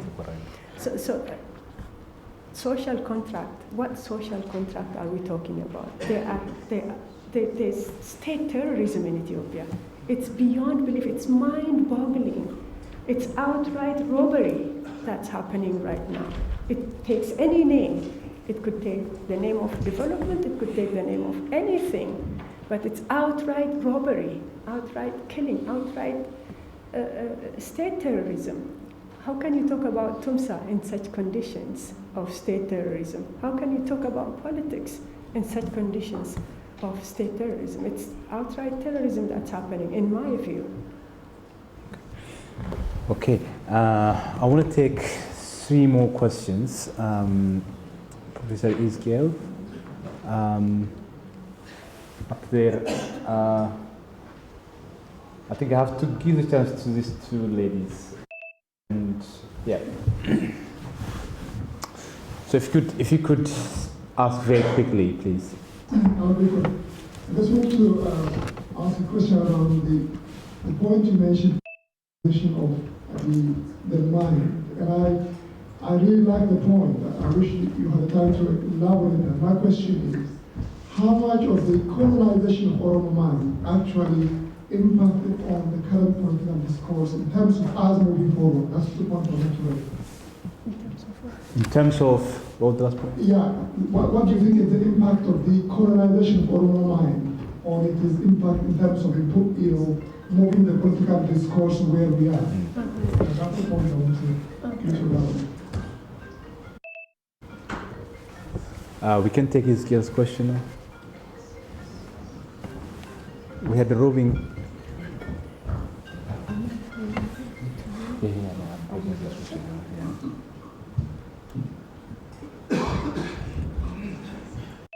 My question is about your description of what humanity is, and been spurred by a question that was raised on there about how we relate to other peoples. Okay. My friend, your friend, Sagai also finished a dissertation in which he really talks about 3 levels of othering, the politics of othering. And today you're talking about the politics of othering again.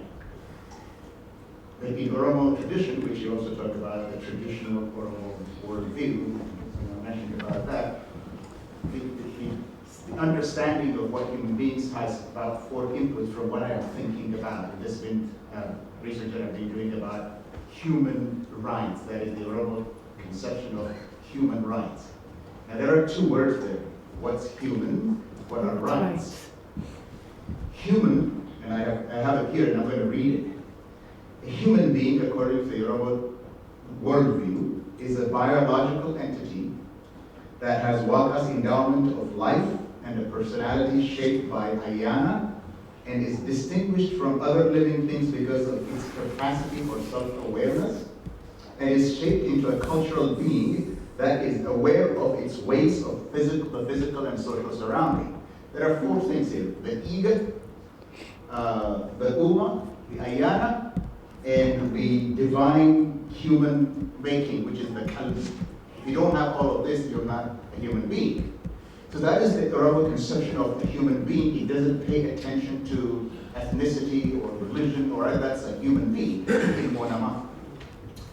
And the Mirga's side of it is that maybe there are 3 levels of Mirga without going into the definition of what that means.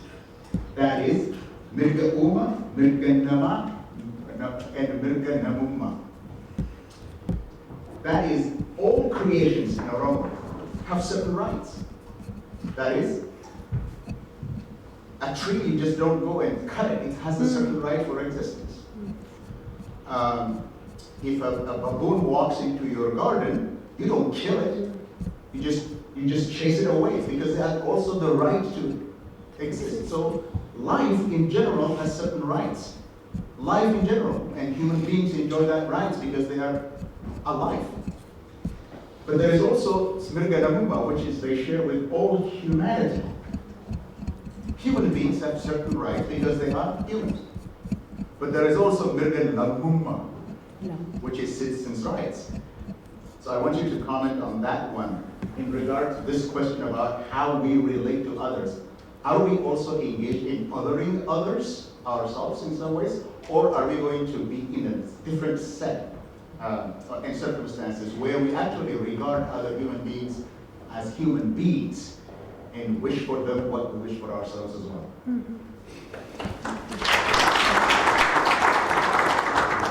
Why? Is that because he asked the question? It's in their heart. Yes.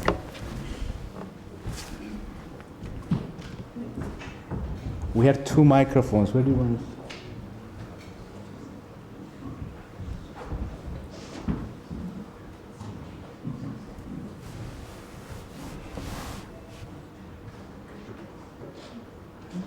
Yes, okay.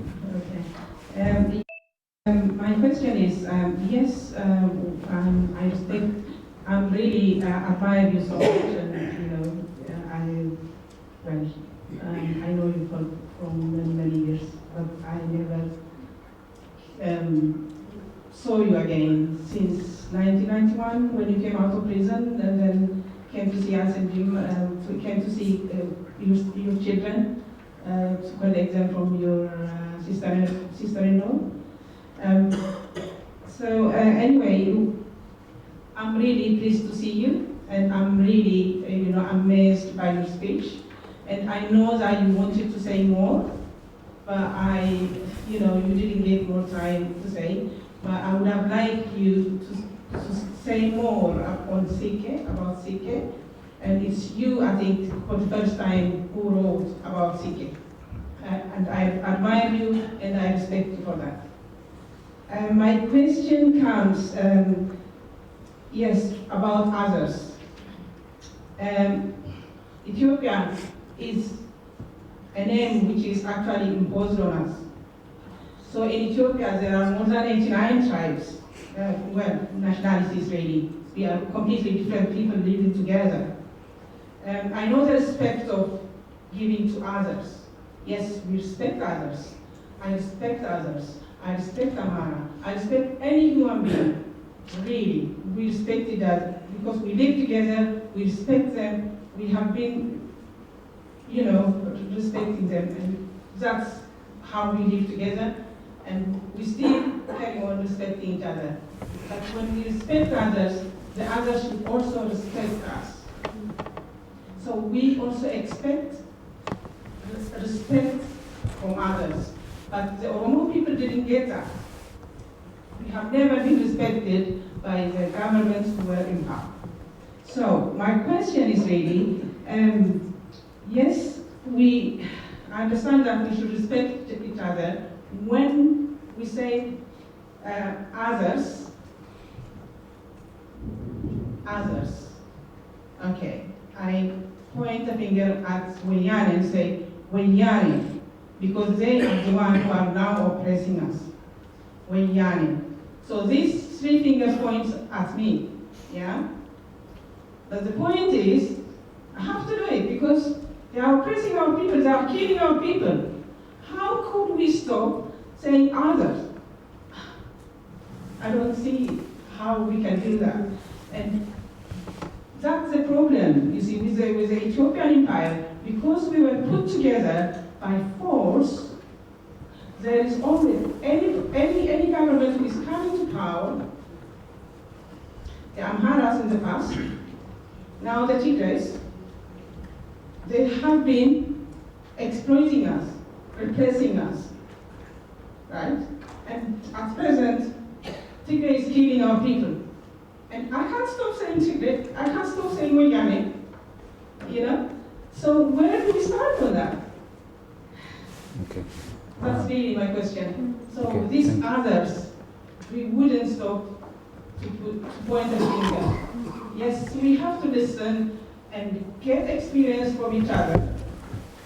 We can create alliance with oppressed nations, but with the nation who is oppressing us, how do we? Okay, can you just, if you keep the questions short, please. We have to give her a chance to respond to those questions, and we're running out of time. Can we go to the second?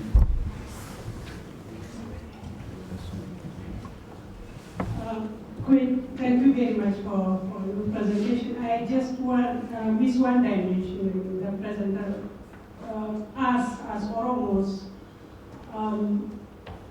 you said we are not also free from othering others, but are we also not practicing it among ourselves, what you didn't mention? In the last 25 years, I have been seeing that Oromos have been othering among themselves. The political parties, the communities, everybody has been saying those are of us and those of others. And have we been not practicing that until now, until the young people and also the farmers in the countryside entered into the present protests and said we are all one? It has us also in different parts of Oromia. We in diaspora, all those Oromo politicians, Oromo organizations have been practicing or living othering among themselves. And is it a process of development that we have been going through, or is it something special to diaspora? Thanks very much.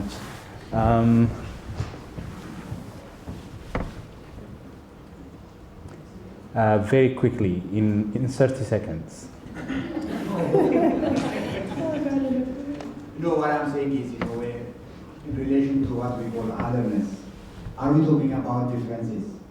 I think differences are actually accommodatable and within human nature. The issue should be how to accommodate and manage them. We are not actually, we shouldn't talk about actually having differences. We should focus on actually how to resolve the differences and the way to know how differences could sometimes be actually an asset by themselves, you know, unless diversity is there, unless resources are there.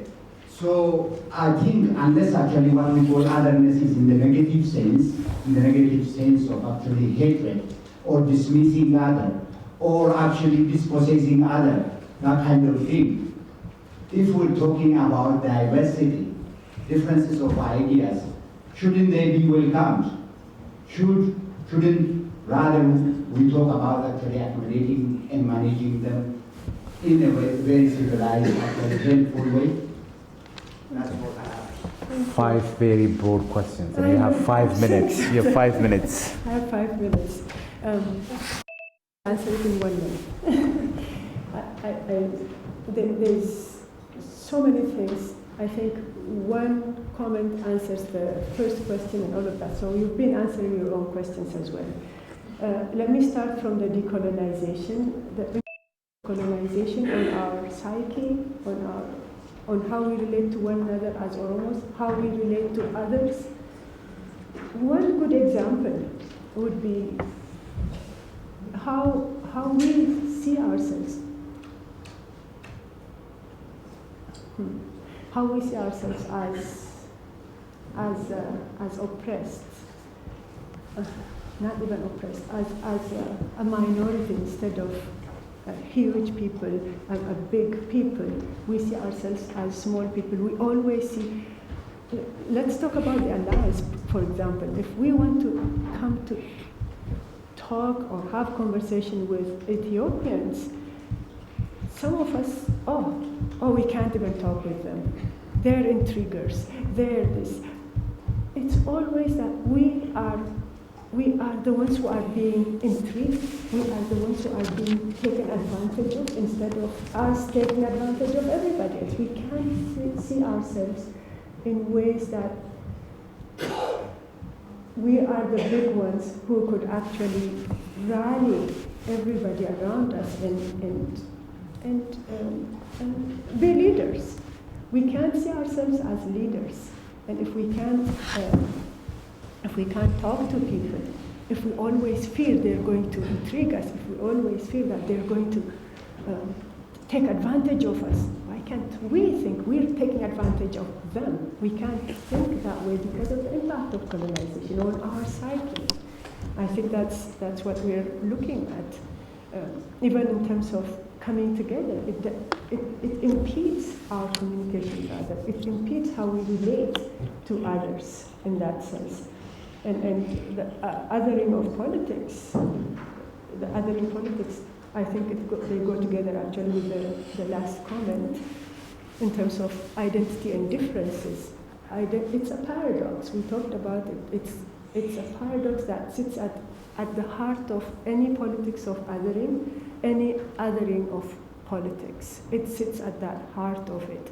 And it moves everything. It drives everything, identity and difference. And how do we balance identity and difference? They are inseparably woven together.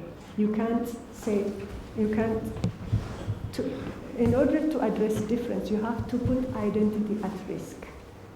Identity have to come at risk in order to accommodate difference. So identity and difference are inseparably twined. The question for us is, how do we balance between the two? How do we create that very delicate, tricky balance between the two? We can't avoid one or the other. We have to identify as Oromos But how do we handle the difference without? And also coming back to the differences within. There will be differences. It's the problem of all categorical identities. If we call women, there's so many different kinds of women. There's poor women, there's white women, there's black women, there's different women, different kinds of women from the third world or anything. There's so many kinds of women. Any categorical identity risks differences.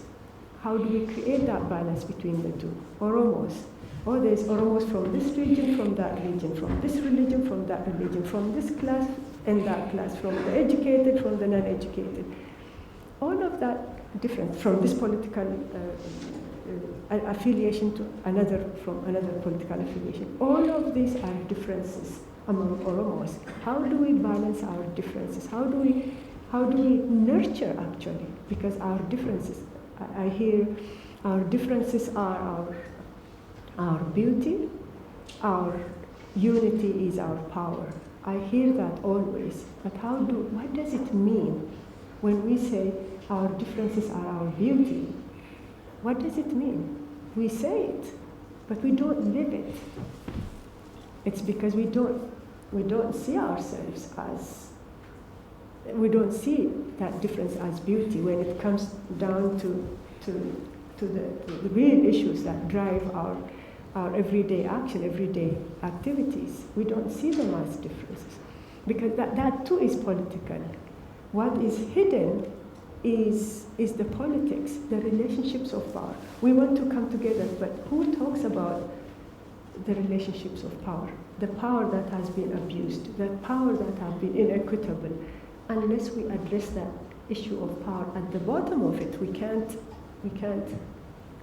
talk about coming together. We can't talk about difference. We can't talk about identity. That delicate balance has to be done by addressing the issues of power. And in terms of the mirganama, malnama, the multiple layers of human rights. Rights, of course, are the products of human imagination. Who gets the rights, who doesn't get the right? It's a politics of its own. It really is a political process of its own, process of othering, process of incorporation, and it's a process of inclusion and exclusion. Who gets the rights, who gets to be defined as human, who is subhuman, all of that.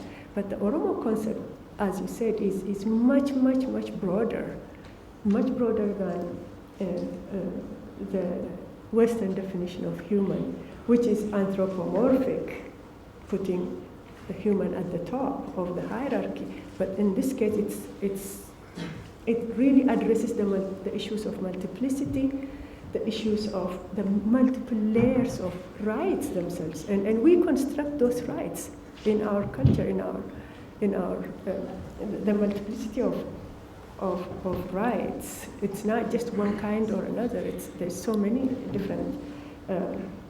So how do we relate to one another, and how do we relate to others? Also goes back to issues of identity. For me, that really sits at the heart of it as well, in terms of reciprocity and mutual respect for one another. It also goes back to the CK issue.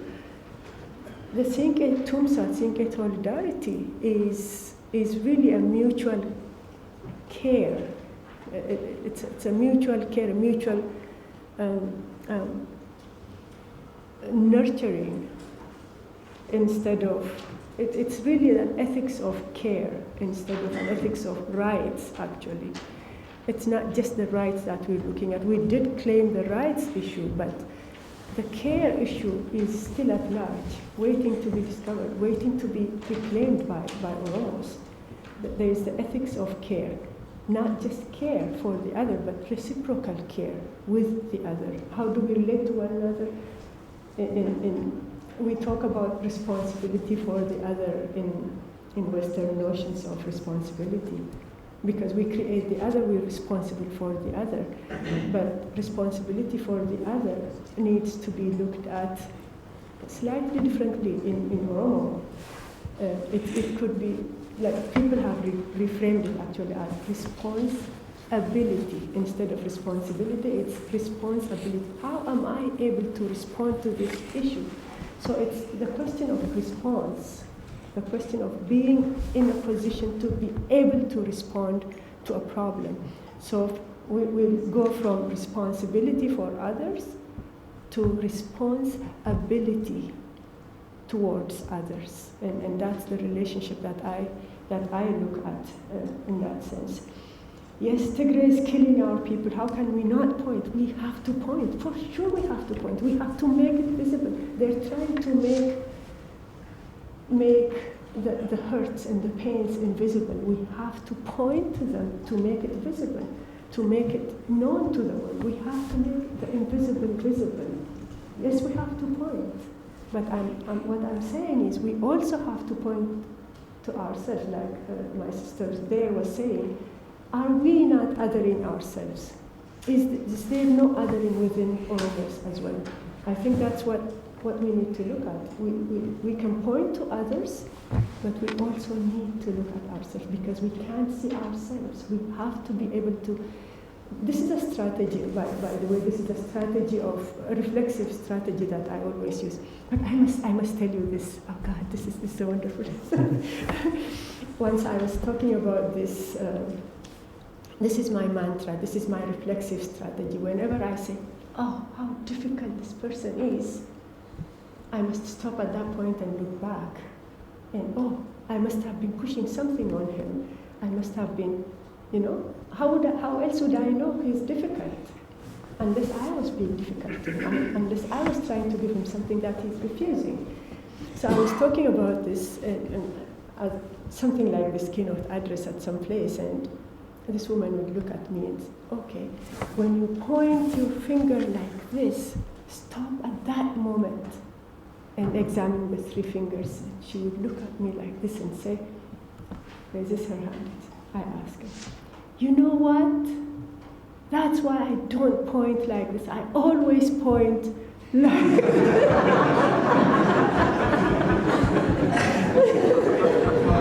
I always point like this, and so it just takes it away. If you point everything outwards, be prepared to take everything back, because everything is going to point back to you too. Thank you. Thank you very much.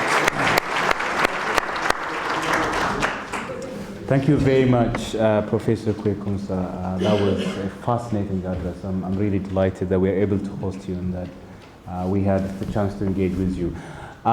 So thank you to everyone. Can I just ask everyone to come back in 40 minutes time? 40 minutes, 40. If you want to grab a quick lunch, I think Kingsway is the best place to go. So if you just go out of the building, make rides. That's Kingsway. Outside there are places that you can grab lunch from. So if we could meet back here within 40 minutes. Thank you. That was very good. Very well done. You made us cry. You made us cry. And I have, like I was sneezing, so my nose is running, but the same time I was started crying. It was so funny. Oh, that was fascinating. Excellent. We should have, I know, we should have planned for more time, but I don't know what the conversation was. This is good. I just didn't I spent more time, and I didn't want to stop until even maybe I know the poem was beautiful. I think.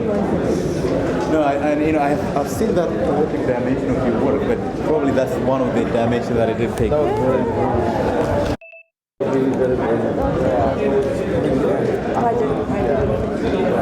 I